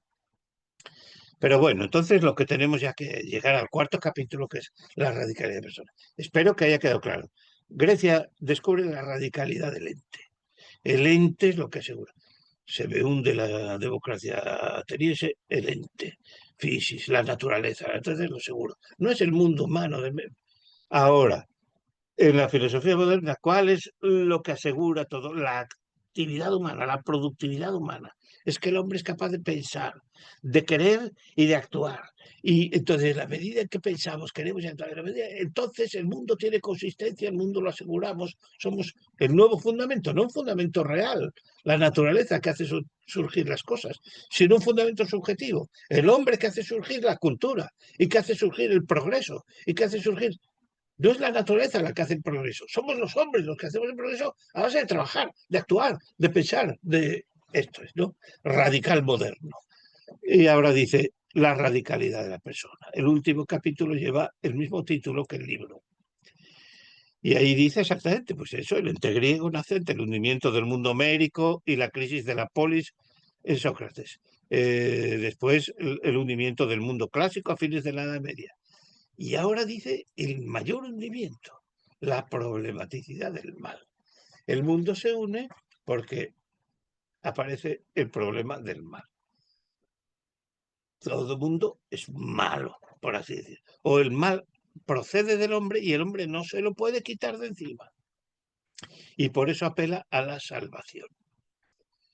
La salvación requiere entrar en lo profundo del hombre para sanarlo y liberarlo en orden a una expansión que le corresponde, pero que no cabe sin salvación. Hay que referirse a la teología cristiana porque solo el Creador llega tan hondo, a lo más íntimo. Bueno, este es el planteamiento. Aquí el planteamiento es este. El mundo que se hunde, decíamos que lo radical se descubre cuando un mundo se hunde, pues no se hunde la democracia griega y pensamos en la naturaleza, no se hunde en el mundo clásico, geocéntrico, y pensamos en la productividad del hombre, sino que se hunde todo el mundo porque aparece el mal. Y como el mal lo producimos nosotros y no nos lo podemos quitar de encima, entonces, ¿qué queremos? Ser salvados. Apelamos a la salvación. La salvación como don gratuito, significa don, significa gratuito, significa inmerecido y comporta la capacidad de dar. Solo la generosidad infinita de Dios salva. Y eso es el amor. Ser salvado es el término de un amor infinito. Bueno, por aquí enlaza el tema, ¿no? ¿Cómo plantea el tema? ¿Qué mundo se hunde? Todo mundo en la medida en que en el mundo hay mal. Y el mal lo hemos producido nosotros. Y entonces el hombre que espera a ser salvado del mal. Esto es, ¿qué me saca este mundo? Como vamos a descubrir aquí lo radical, ¿qué radicalidad aparece cuando se hunde este mundo? Aparece la radicalidad de la persona. Pero vamos a ver cómo aparece. Aparece así. De momento porque el hombre necesita salvación. Porque el mundo es malo, en el mundo hay mal. Y no nos lo podemos quitar. No nos lo podemos quitar de encima, entre otras cosas, porque lo cometemos nosotros. Porque el mal procede de nosotros. Claro, si procede de nosotros, ¿cómo nos vamos a nosotros librar del mal, no? La salvación es un don gratuito e inmerecido. Bueno, entonces dice dos cosas en este punto. El amor salvador no pertenece al mundo y saca al hombre del mundo, de él, en la medida en que corresponde a ese amor salvador, porque en esa misma medida se destina al Creador. El amor salvador se recibe gratuitamente y si el hombre corresponde a ese amor salvador, se destina al Creador, pero entonces sale del mundo. Los intereses que le metían en el mundo, ese estás dentro del mundo, me gusta ver la tele, quiero ir a dar un paseo, tantas las cosas que organizamos, como organizamos nuestro mundo, ceden porque lo que queremos es corresponder al amor salvador. Por eso dice, por lo así, es bastante duro, ¿eh? Para la persona, el mundo está hundido, cualquiera que sea el mundo. No se trata de que sea hundido el mundo, la democracia ateniense, ni de que sea hundido el mundo griego clásico. Todo mundo está hundido, ¿por qué? Por la presencia del mal. Y el hombre sale de este mundo, mi reino no es de este mundo. Cualquiera que sea el mundo está hundido. Y soy persona, significa, he recibido el amor salvador, no pertenezco al mundo. Saca al hombre del mundo porque le pide que corresponda al Salvador. Por eso habla Polo del carácter escatológico de la persona. El radical cristiano es la persona, carácter escatológico de la persona. Incluso hace aquí una consideración que me ha llamado la atención. Yo no puedo ni siquiera pronunciarme sobre la verdad o falsedad de esto, pero dice, el fariseísmo es la subordinación de la salvación a la estabilidad del mundo. No aceptar que la salvación comporta la ruptura, la salida de este mundo. Mi reino no es de este mundo. El mundo queda por debajo, el mundo está siempre hundido. El fariseísmo subordina la salvación a la estabilidad del mundo. Bueno, pudiera ser, uno podría interpretar el fariseísmo de esta manera, esto es lo que dice Polo ahí, ¿no? Y concluye, entonces la personalidad está hueca. ¿Por qué está hueca la personalidad? Porque no aporta nada, porque no se sale del mundo en orden a su creador. Bueno, primer punto, el amor salvador no pertenece al mundo, todo mundo está hundido. La salvación no es de este mundo. Pero la salvación, dice, tampoco estabiliza la radicalidad de la persona, porque reclama al quién de cada uno.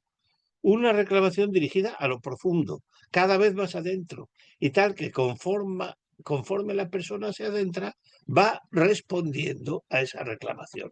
A ver si, dice, lo segundo es que la salvación tampoco estabiliza la radicalidad. La radicalidad de la persona no es estable.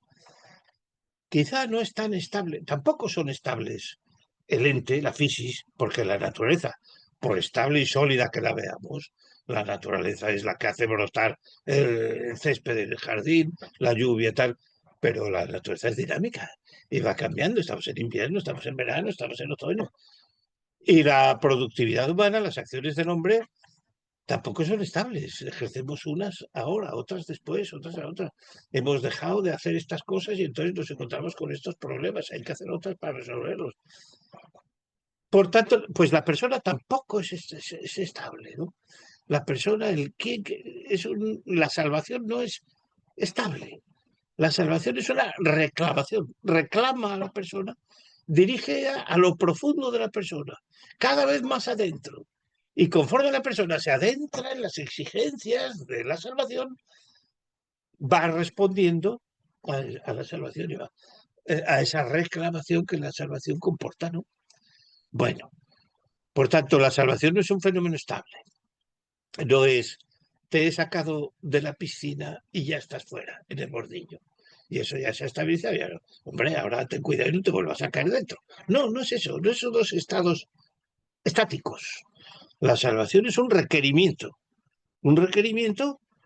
dirigido a lo profundo de la persona. Y la persona tiene que interiorizar hacia adentro para ir respondiendo a esa reclamación, ¿no?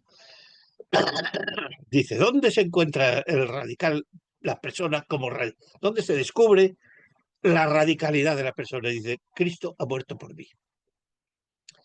Lo dice así. Esto es completamente teológico, ¿no? Pero bueno, es así, ¿no? Por eso decía eso, hay que referirse a la teología cristiana, porque solo el creador llega tan hondo, llega al profundo. Quitar el mal del hombre, si el hombre es el que hace el mal, quitar el mal del hombre significa sanarlo, liberarlo, pero por dentro, en el interior, solo Dios puede llegar por dentro. Solo el que te ha creado puede recrearte, o de tal manera que, bueno, pues eso, Cristo ha muerto por mí. Cristo ha muerto por mí, comenta Polo a continuación, no significa, no, eso no ratifica el yo, como si el yo preexistiera y ahora Cristo ha muerto por mí.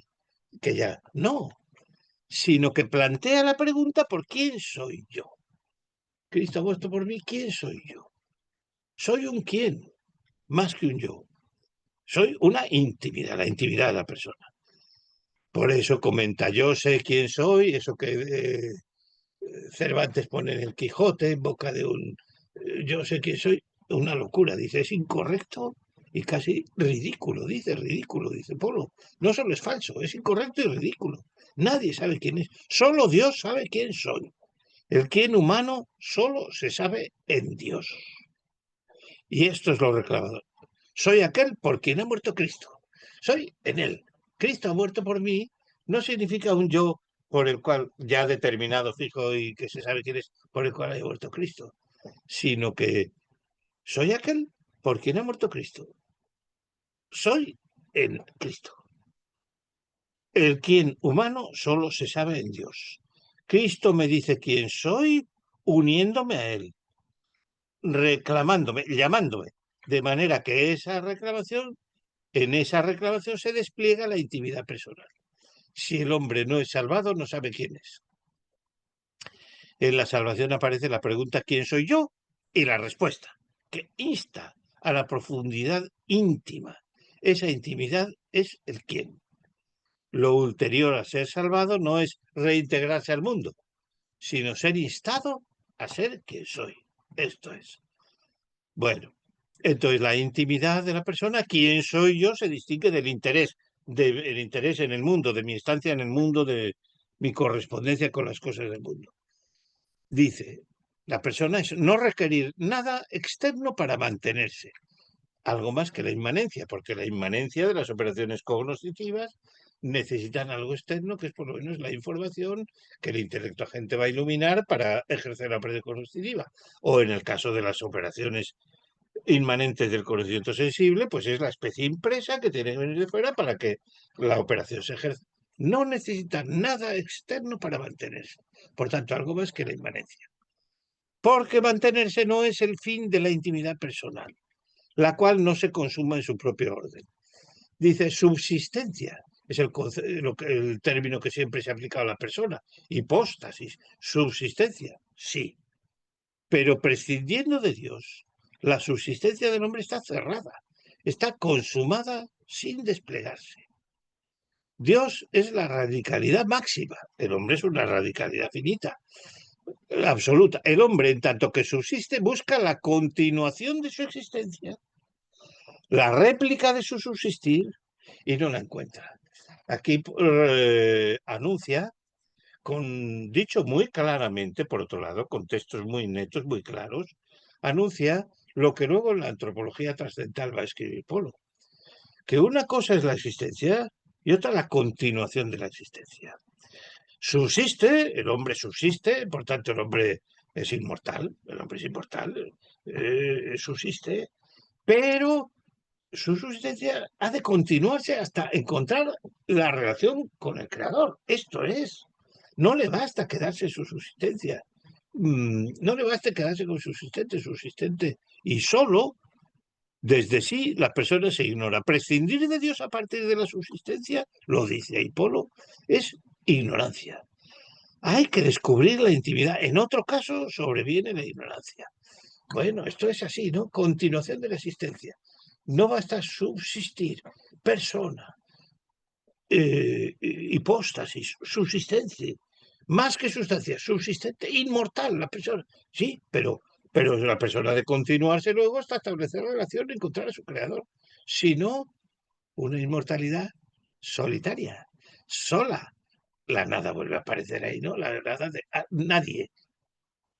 Subsistente, pero sin nadie alrededor, solo. Eso es triste, eso es la desgracia de la persona, ¿no?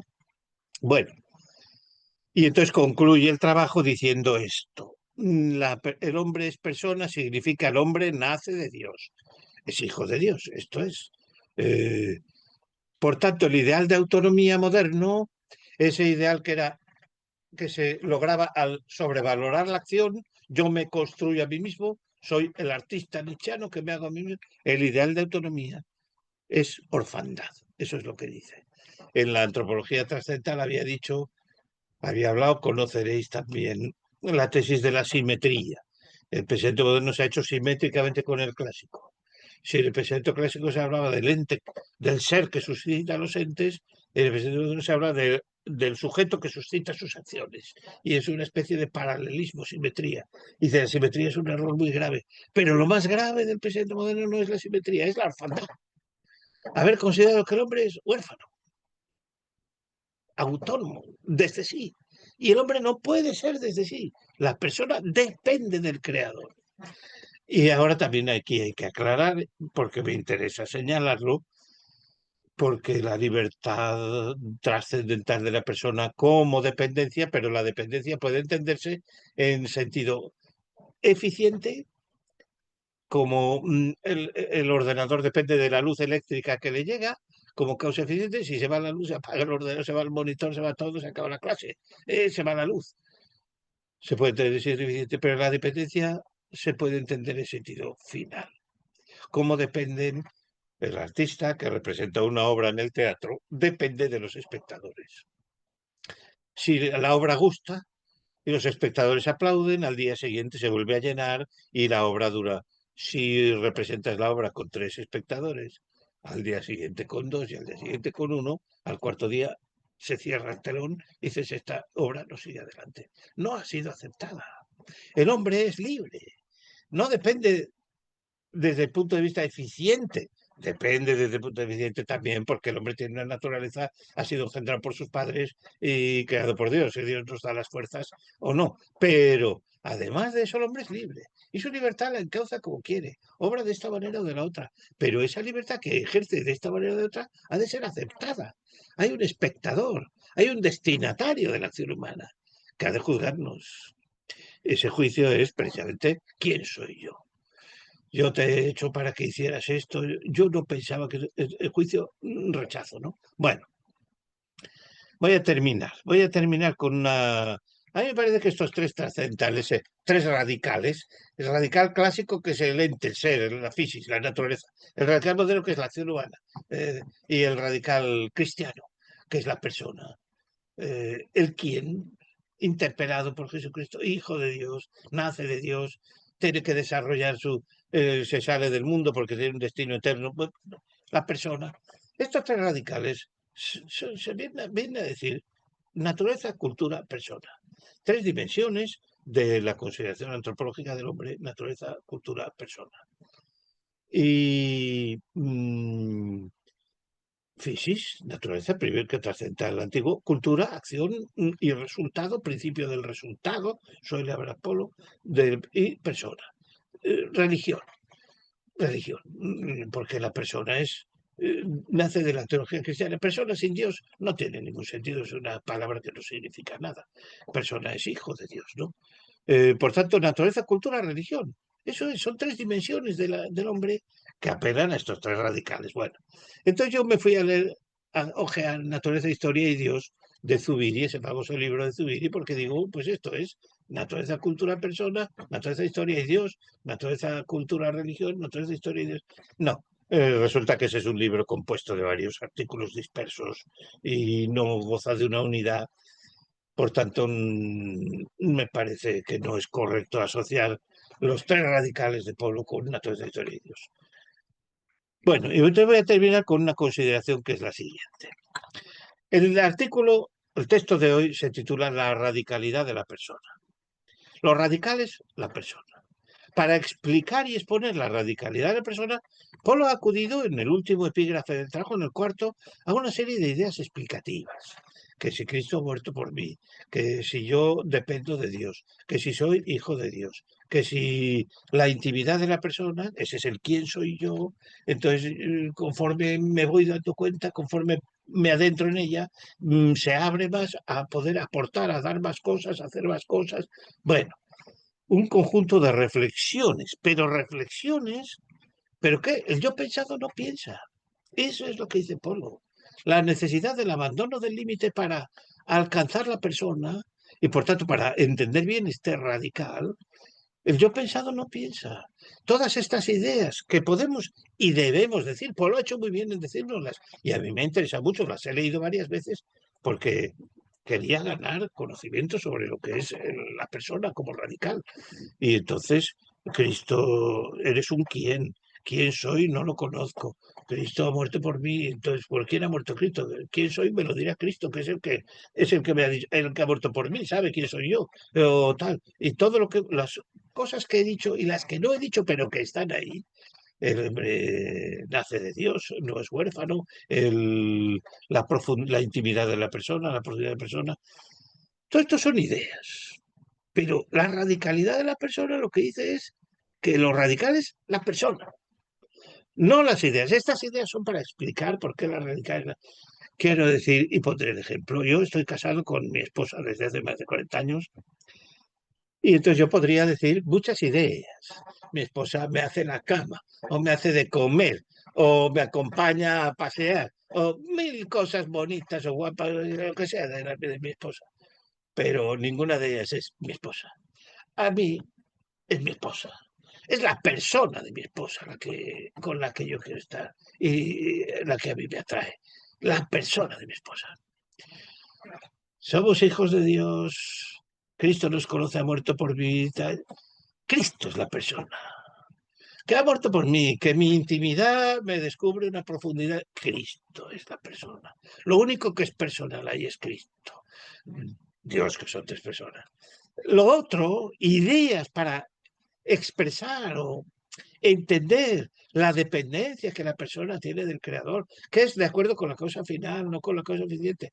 Todo esto está muy bien, todo esto es verdad, pero el título es la radicalidad de la persona. La persona creada, la persona radical, porque la persona en términos absolutos, la persona suprema, Esa es la radicalidad. Cristo ha muerto por mí.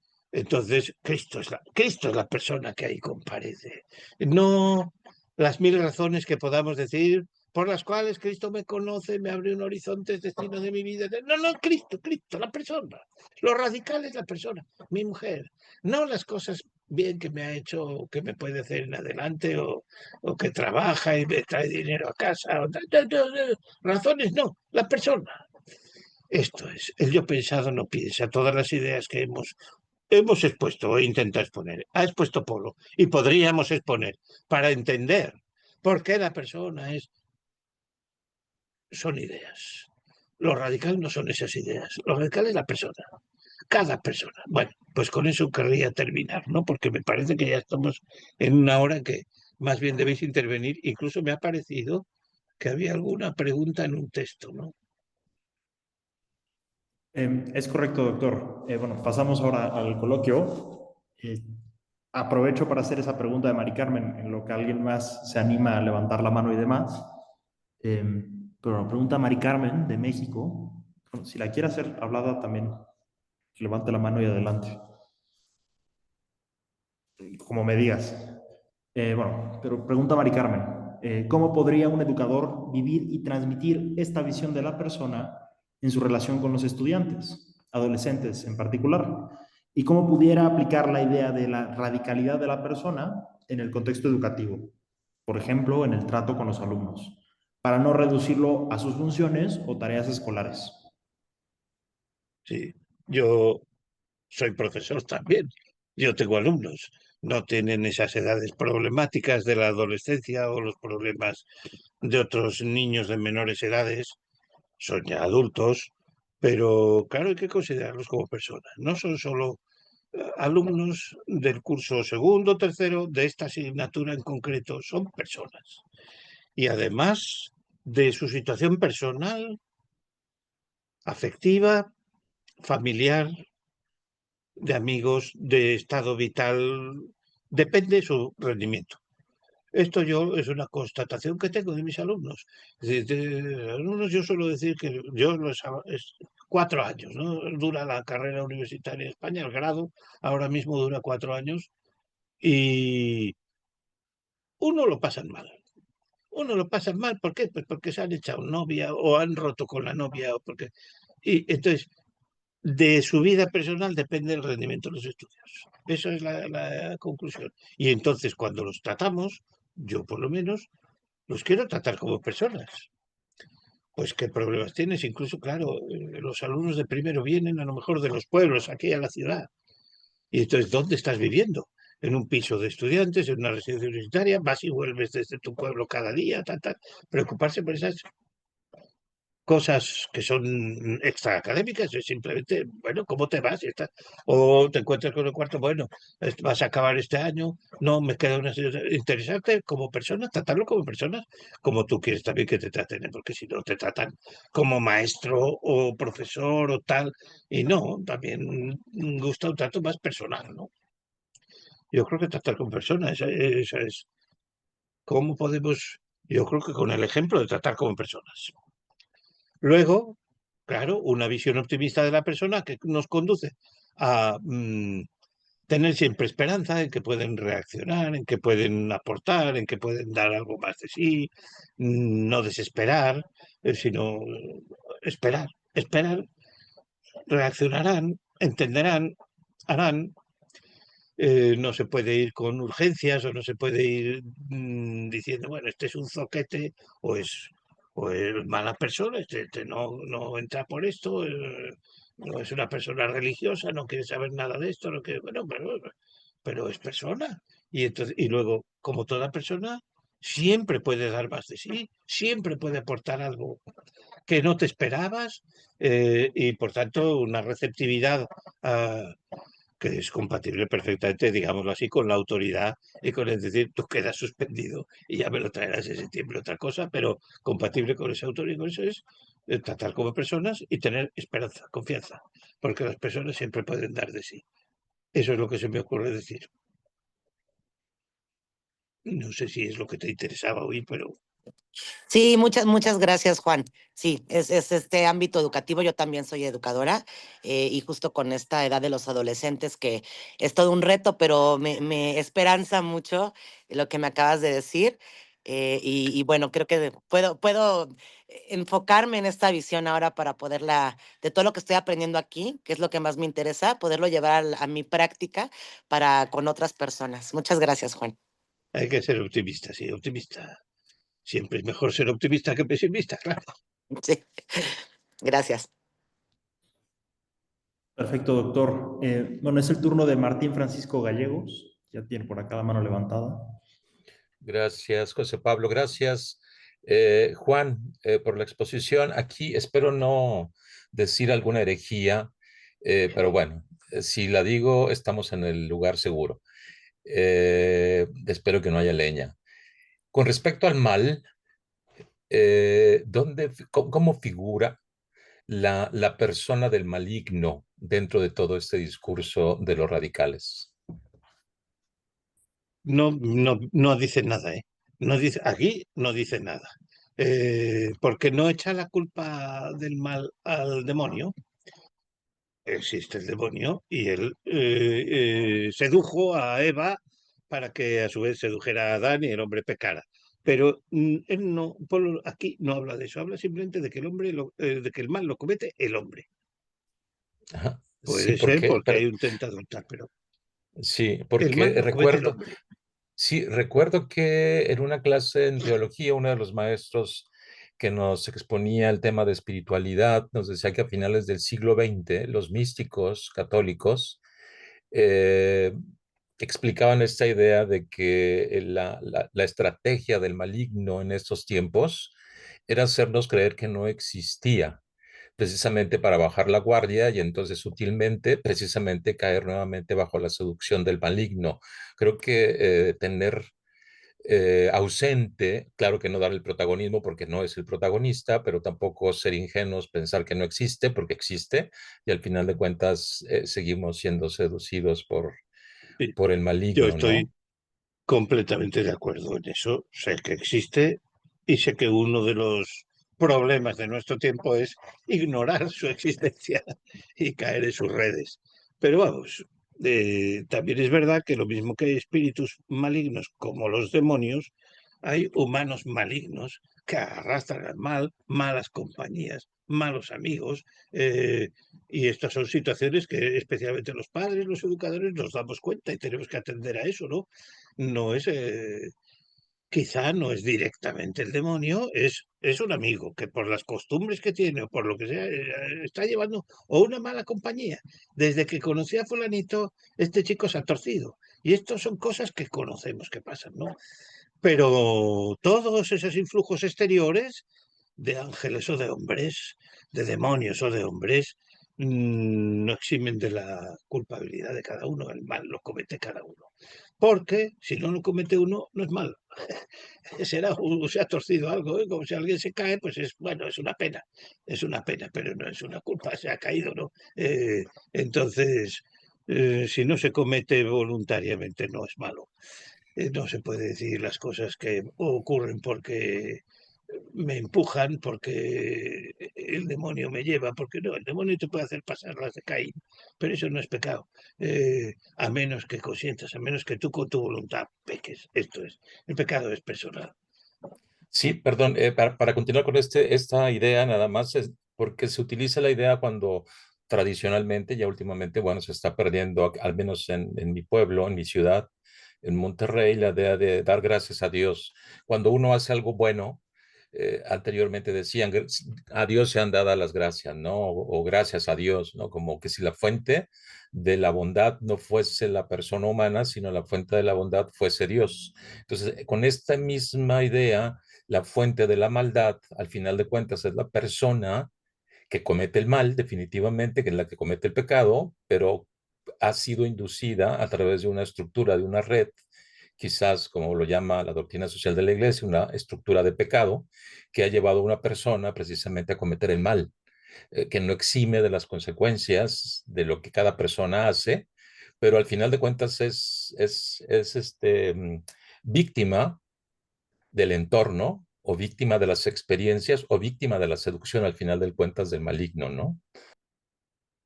Bueno, yo creo que hay que establecer ahí algunas distinciones, ¿no? Porque damos gracias a Dios por lo que hemos hecho de bueno, por lo que hemos recibido de bueno. Siendo dos cosas distintas, no es lo mismo lo que recibimos de bueno, por lo que también damos gracias, que lo que hacemos de bueno, nuestra correspondencia, que siempre es seguramente mucho menor de lo que merecen los dones recibidos.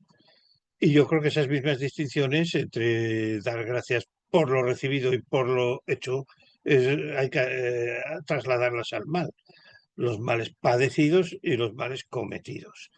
Y ya digo, si uno está tan arrastrado por una fuerza exterior, por circunstancias, por el mismo demonio, por algo, entonces no es pecado.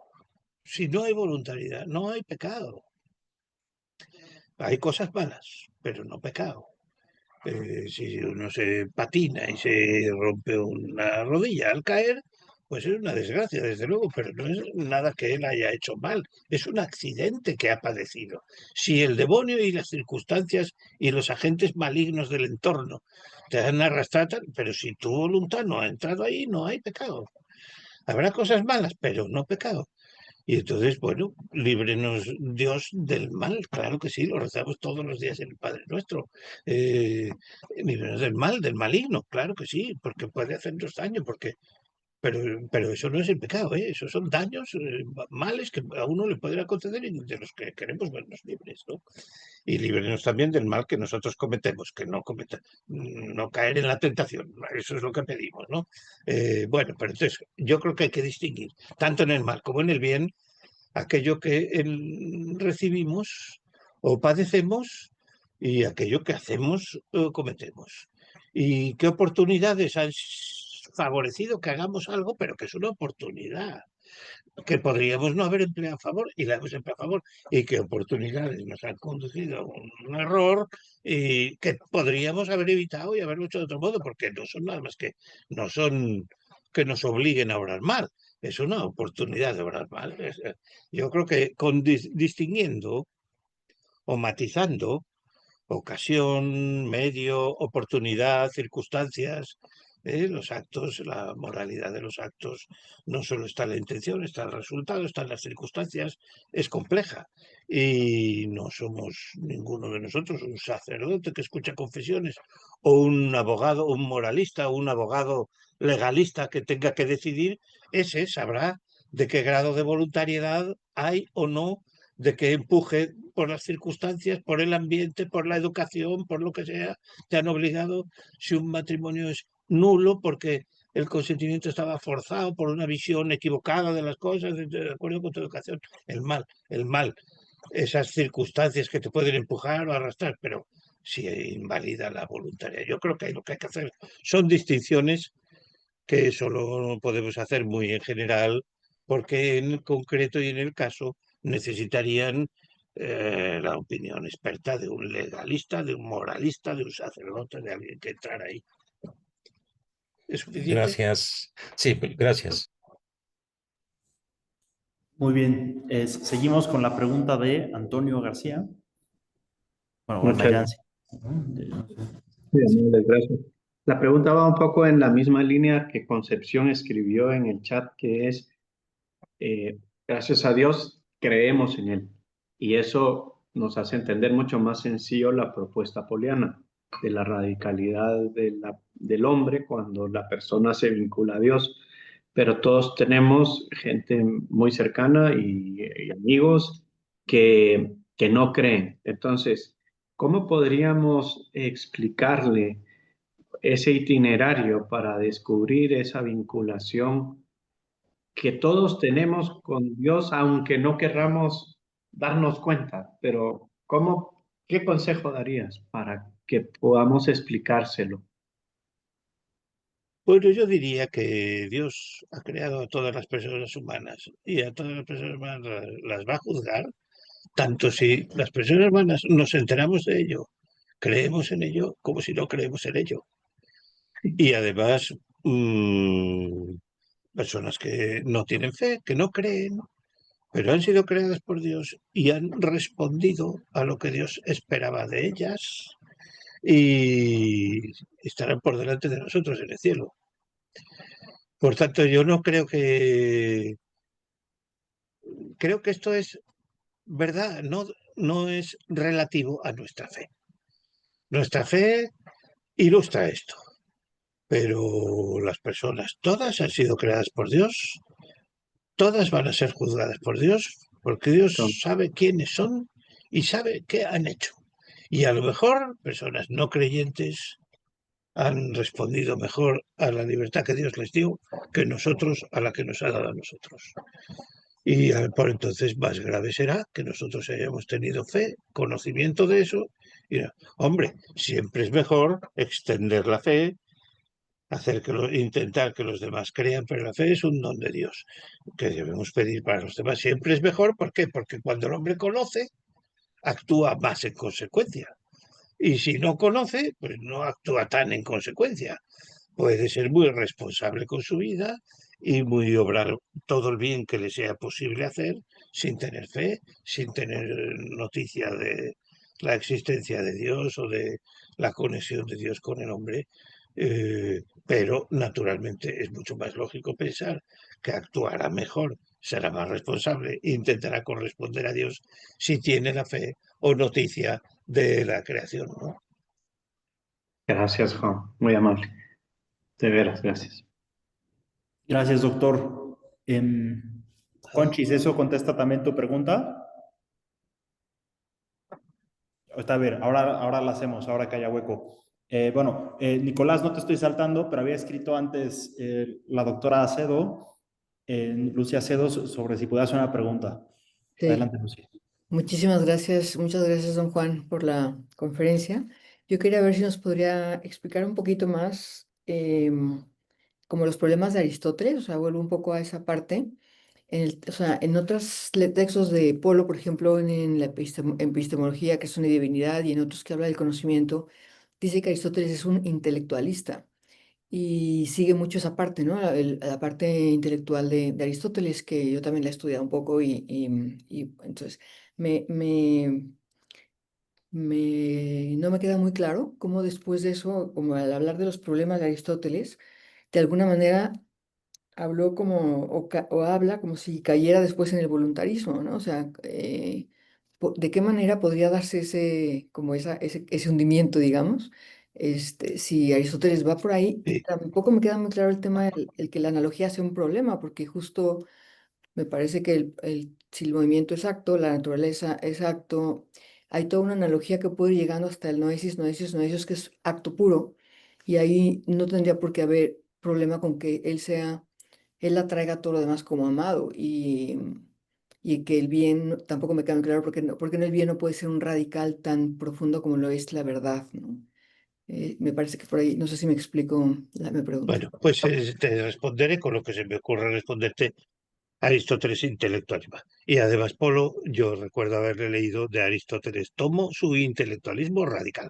Sí, pues sí. No, el voluntarismo es ya, ante los problemas de Aristóteles, los nominalistas rompen y se hacen voluntaristas, pero no porque Aristóteles sea voluntarista, sino porque los problemas son que la razón raciocinante está que dice que el hombre se conforma con organizar el mundo tal como la razón nos puede permitir. Y entonces ya me instalo ahí y entonces búsqueda de otro radical, como el radical surge ante el hundimiento de un mundo. Este mundo nos hemos instalado, ya estamos aquí instalados perfectamente, entonces se hunde, no colma las aspiraciones del hombre y entonces busca otro radical, la voluntad. Pero esos son los nominalistas, no es Aristóteles, es intelectualista. Es como la verdad y el bien del primer motor. Bueno, el primer motor no es pensamiento que se piensa a sí mismo. El primer motor no ama, porque amor es deseo de algo que falta y que quiero conseguir. Hambre, necesito comida, sed, de este tipo de cosas. Impulso hacia algo que me falta. Dios no ama. Dios está encerrado en sí mismo, pensantes en sí mismo y no ama. Significaría poner una imperfección en Dios. Entonces, ser bien significa eso, que los demás seres potenciales querrían ser como él, ¿no? José Moreto, como el amado. Pero vamos, lo amado no ama a su vez, por tanto no se vuelve sobre los que le aman, no hay amistad. Aristóteles dice, no cabe amistad del hombre con Dios. ¿Cómo va a haber amistad del hombre con Dios? Para haber amistad tiene que haber cierta homogeneidad entre unos y otros, que es lo que nosotros solemos decir. En el trabajo, claro, como vivo con este, pues me hago amigo de él. Y luego este hombre se va a trabajar a otro sitio, ya no soy amigo de él, ya no le he visto desde hace años. Tiene que haber un punto de comunidad, esta es la cosa, para que haya amistad. Y dice, entre hombres y Dios no puede haber comunidad porque, bueno, entonces es esto, ¿no? Lo del bien y lo de Aristóteles, pero Aristóteles desde luego es intelectualista. Y la analogía, bueno, es que la analogía es muy imperfecta. La analogía para Aristóteles es el mecanismo para acceder a lo desconocido desde lo conocido. Y entonces, por ejemplo, de los elementos físicos, las cosas las podemos partir y descubrimos que están compuestas de tierra, aire y agua, los 4 elementos que los griegos dicen. Ahora, de los vivos no podemos partirles para ver qué tienen dentro, porque en el momento que los partimos, pues los matamos y ya dejan de vivir, ¿no? Si yo lo destrozo, pues ha muerto. Y entonces dice, pues haremos una analogía. Si los que no viven tienen 4 elementos, pues vamos a pensar que los vivos tendrán 4 humores: lo frío, lo caliente, lo húmedo y lo seco. Y se le secó esa fisiología ha durado hasta Cervantes, que se le secó el cerebro de mucho leer, de poco dormir. Y la fisiología que había entonces, que era eso, ¿no? Pues ponte un gorrito para dormir, para que no se te enfríe el cerebro, y ponte en el lumbago, ponte un poco de calor, para una fisiología ridícula que procedía solo de esa analogía, que es, como no conocemos los elementos de los vivos, porque no los podemos conocer, porque habría que matarlos, ya serían elementos, pero no de los vivos, sino de los cadáveres, pues entonces hacemos una analogía. Entonces, efectivamente, de las criaturas hacia el creador, también podemos hacer una analogía. Lo que conocemos es pero hay que reconocer, o hay que darse cuenta y constatar, que la analogía es un método muy imperfecto, que precisamente se usa para acceder a lo desconocido desde lo conocido. Y por consiguiente no es la mejor manera de, si consiguiéramos conocerlo, entonces ya no necesitaríamos hacer una analogía, sabríamos cómo es, ¿no? Bueno, esas 3 cosas, porque has preguntado varias también sobre el bien, y supongo que te contestan. Sí, sí, sí. Muchísimas gracias, don Juan. Creo que sí. Sí, hay que seguirlo pensando, pero sí, le agradezco mucho. Muy bien, gracias doctor, gracias doctora. Bueno, tenemos 3 minutos, es el turno de Nicolás, y a ver si alcanzamos a meterla de conchis. Bueno, primero agradecer la clase, estuvo sumamente interesante. La lectura era muy complicada desde la forma de escribir de Leonardo Polo era bastante complicada. Yo estoy muy satisfecho, me aclaró muchísimas dudas. Y mi pregunta es, ¿cómo es que desde la intimidad se destina la persona en libertad? ¿Acaso es por la gracia como iluminación? ¿O cómo es esta comunicación directa con Dios desde la intimidad? Gracias. Bueno, de la intimidad dice ahí aportar, dar, manifestarse donalmente. Lo propio de la persona es dar. Y eso no se refiere exactamente solo a Dios. Simplemente me atrevería a decir incluso que la persona da imagen, quiera o no quiera, da la imagen que tiene, es vista por los demás y da una imagen. Y luego da ejemplo o la persona da. Da clases, yo doy clases. Otro da conversación, otro produce cosas y las vende y da algo, da compañía a los... La persona es aportante, suscita, da. También a Dios. Naturalmente, en último término a Dios, porque todo lo que yo he dado o he querido dar, bueno, espero que haya satisfecho al Creador, que para eso me hizo, para que hiciera esto y lo diera yo. Pero la persona, la relación, la actividad donal de la persona, aportante de la persona, eso que para Pablo es muy importante, por eso mismo cuando habla de la empresa, acentúa la oferta sobre la demanda, porque lo que hay que hacer es ofrecer, hay que dar. Cuando habla siempre está en este punto. Lo propio de la persona es dar, aportar. ¿Por qué? Porque al ser una intimidad, es decir, un quién oculto, en fin, en el interior, que no se ve desde fuera, quiere manifestarse, quiere dar lo suyo, aportar lo suyo. Porque si fuera estímulo-respuesta, pues bueno, la respuesta también puede ser original. Verdaderamente hay bichos, por ejemplo, le pisas el rabo a un perro y el perro se revuelve y ladra, o a un gato y sale corriendo. Es decir, la reacción a estímulo-respuesta también puede ser muy original y darnos una sorpresa. Darnos una sorpresa, esto es lo más que pueden dar, ¿no?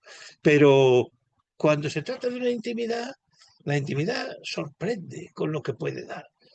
Y esto, ahora antes hablamos de la educación, pero resulta esto, que hablas con un alumno y te sorprende, a veces te sorprende.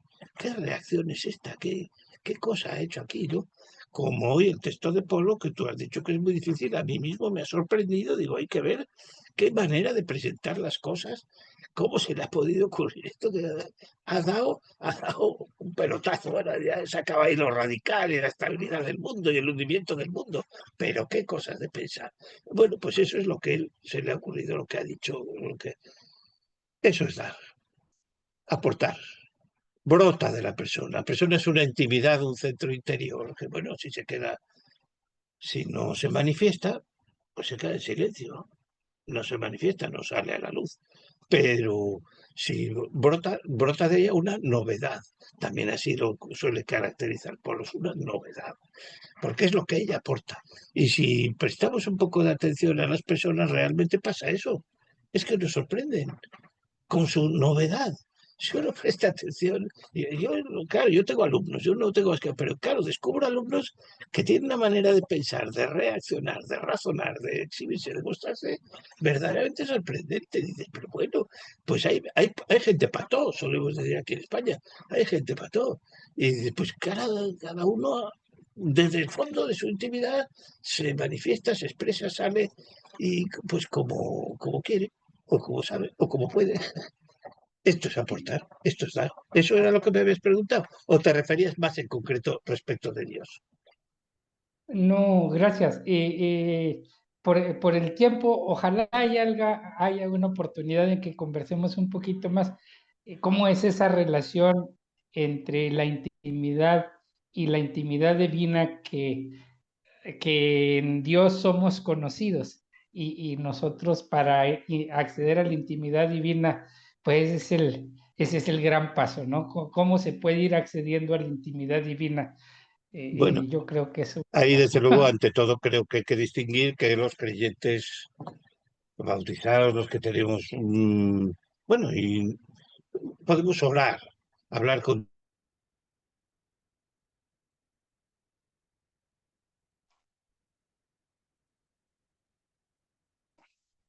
Dios final. Así se te va a juzgar y se te va a decir quién eres. Yo te di la libertad para que tú hicieras lo que debías hacer, pero no lo has hecho muy bien. No, esto no lo acepto. No te conozco, no sé de dónde vienes. En cambio, sí, te reconozco. Lo has hecho. Me gusta lo que has hecho. De los talentos que te di has sabido sacar, aunque sea uno más, pero bien, está bien, es aceptable, muy bonito. Eso es el juicio final. En la vida siempre estaremos, eso, existe la oración, la confesión de los pecados, existen otros recursos, existen cosas, pero para relacionarse con Dios. Pero la orientación de la vida del hombre está hacia el destino final, hacia el juicio final, ¿no? Gracias. Bueno, Perfecto. Se ha agotado el tiempo. será hora, Son 13 será hora horas. de que lo dejemos. Me parece que sí. Queda alguna cosa, pero esperemos que en la siguiente sesión, con la suma de temas, se vaya resolviendo o vuelva a salir la pregunta. Muy bien, pues entonces, nada. Muy bien. Pues muchas gracias a todos. Gracias, doctor. Gracias. Gracias a vosotros. Espero no haberlos aburrido mucho. Gracias, Juan. Y ya está. Muy interesante. Muchas gracias. Muchas gracias, doctor. Bueno, hay algún conocido, Graciela, hay algún otro conocido que no he saludado, pero bueno, dados por saludados, por no ir uno a uno, ¿no? Dios le pague, doctor. Gracias. Muchísimas gracias, doctor. Que Dios le bendiga. Muchas gracias, doctor. De nada, de nada. Gracias, doctor. Buenas Juan. noches. Gracias, José Pablo, por coordinarnos.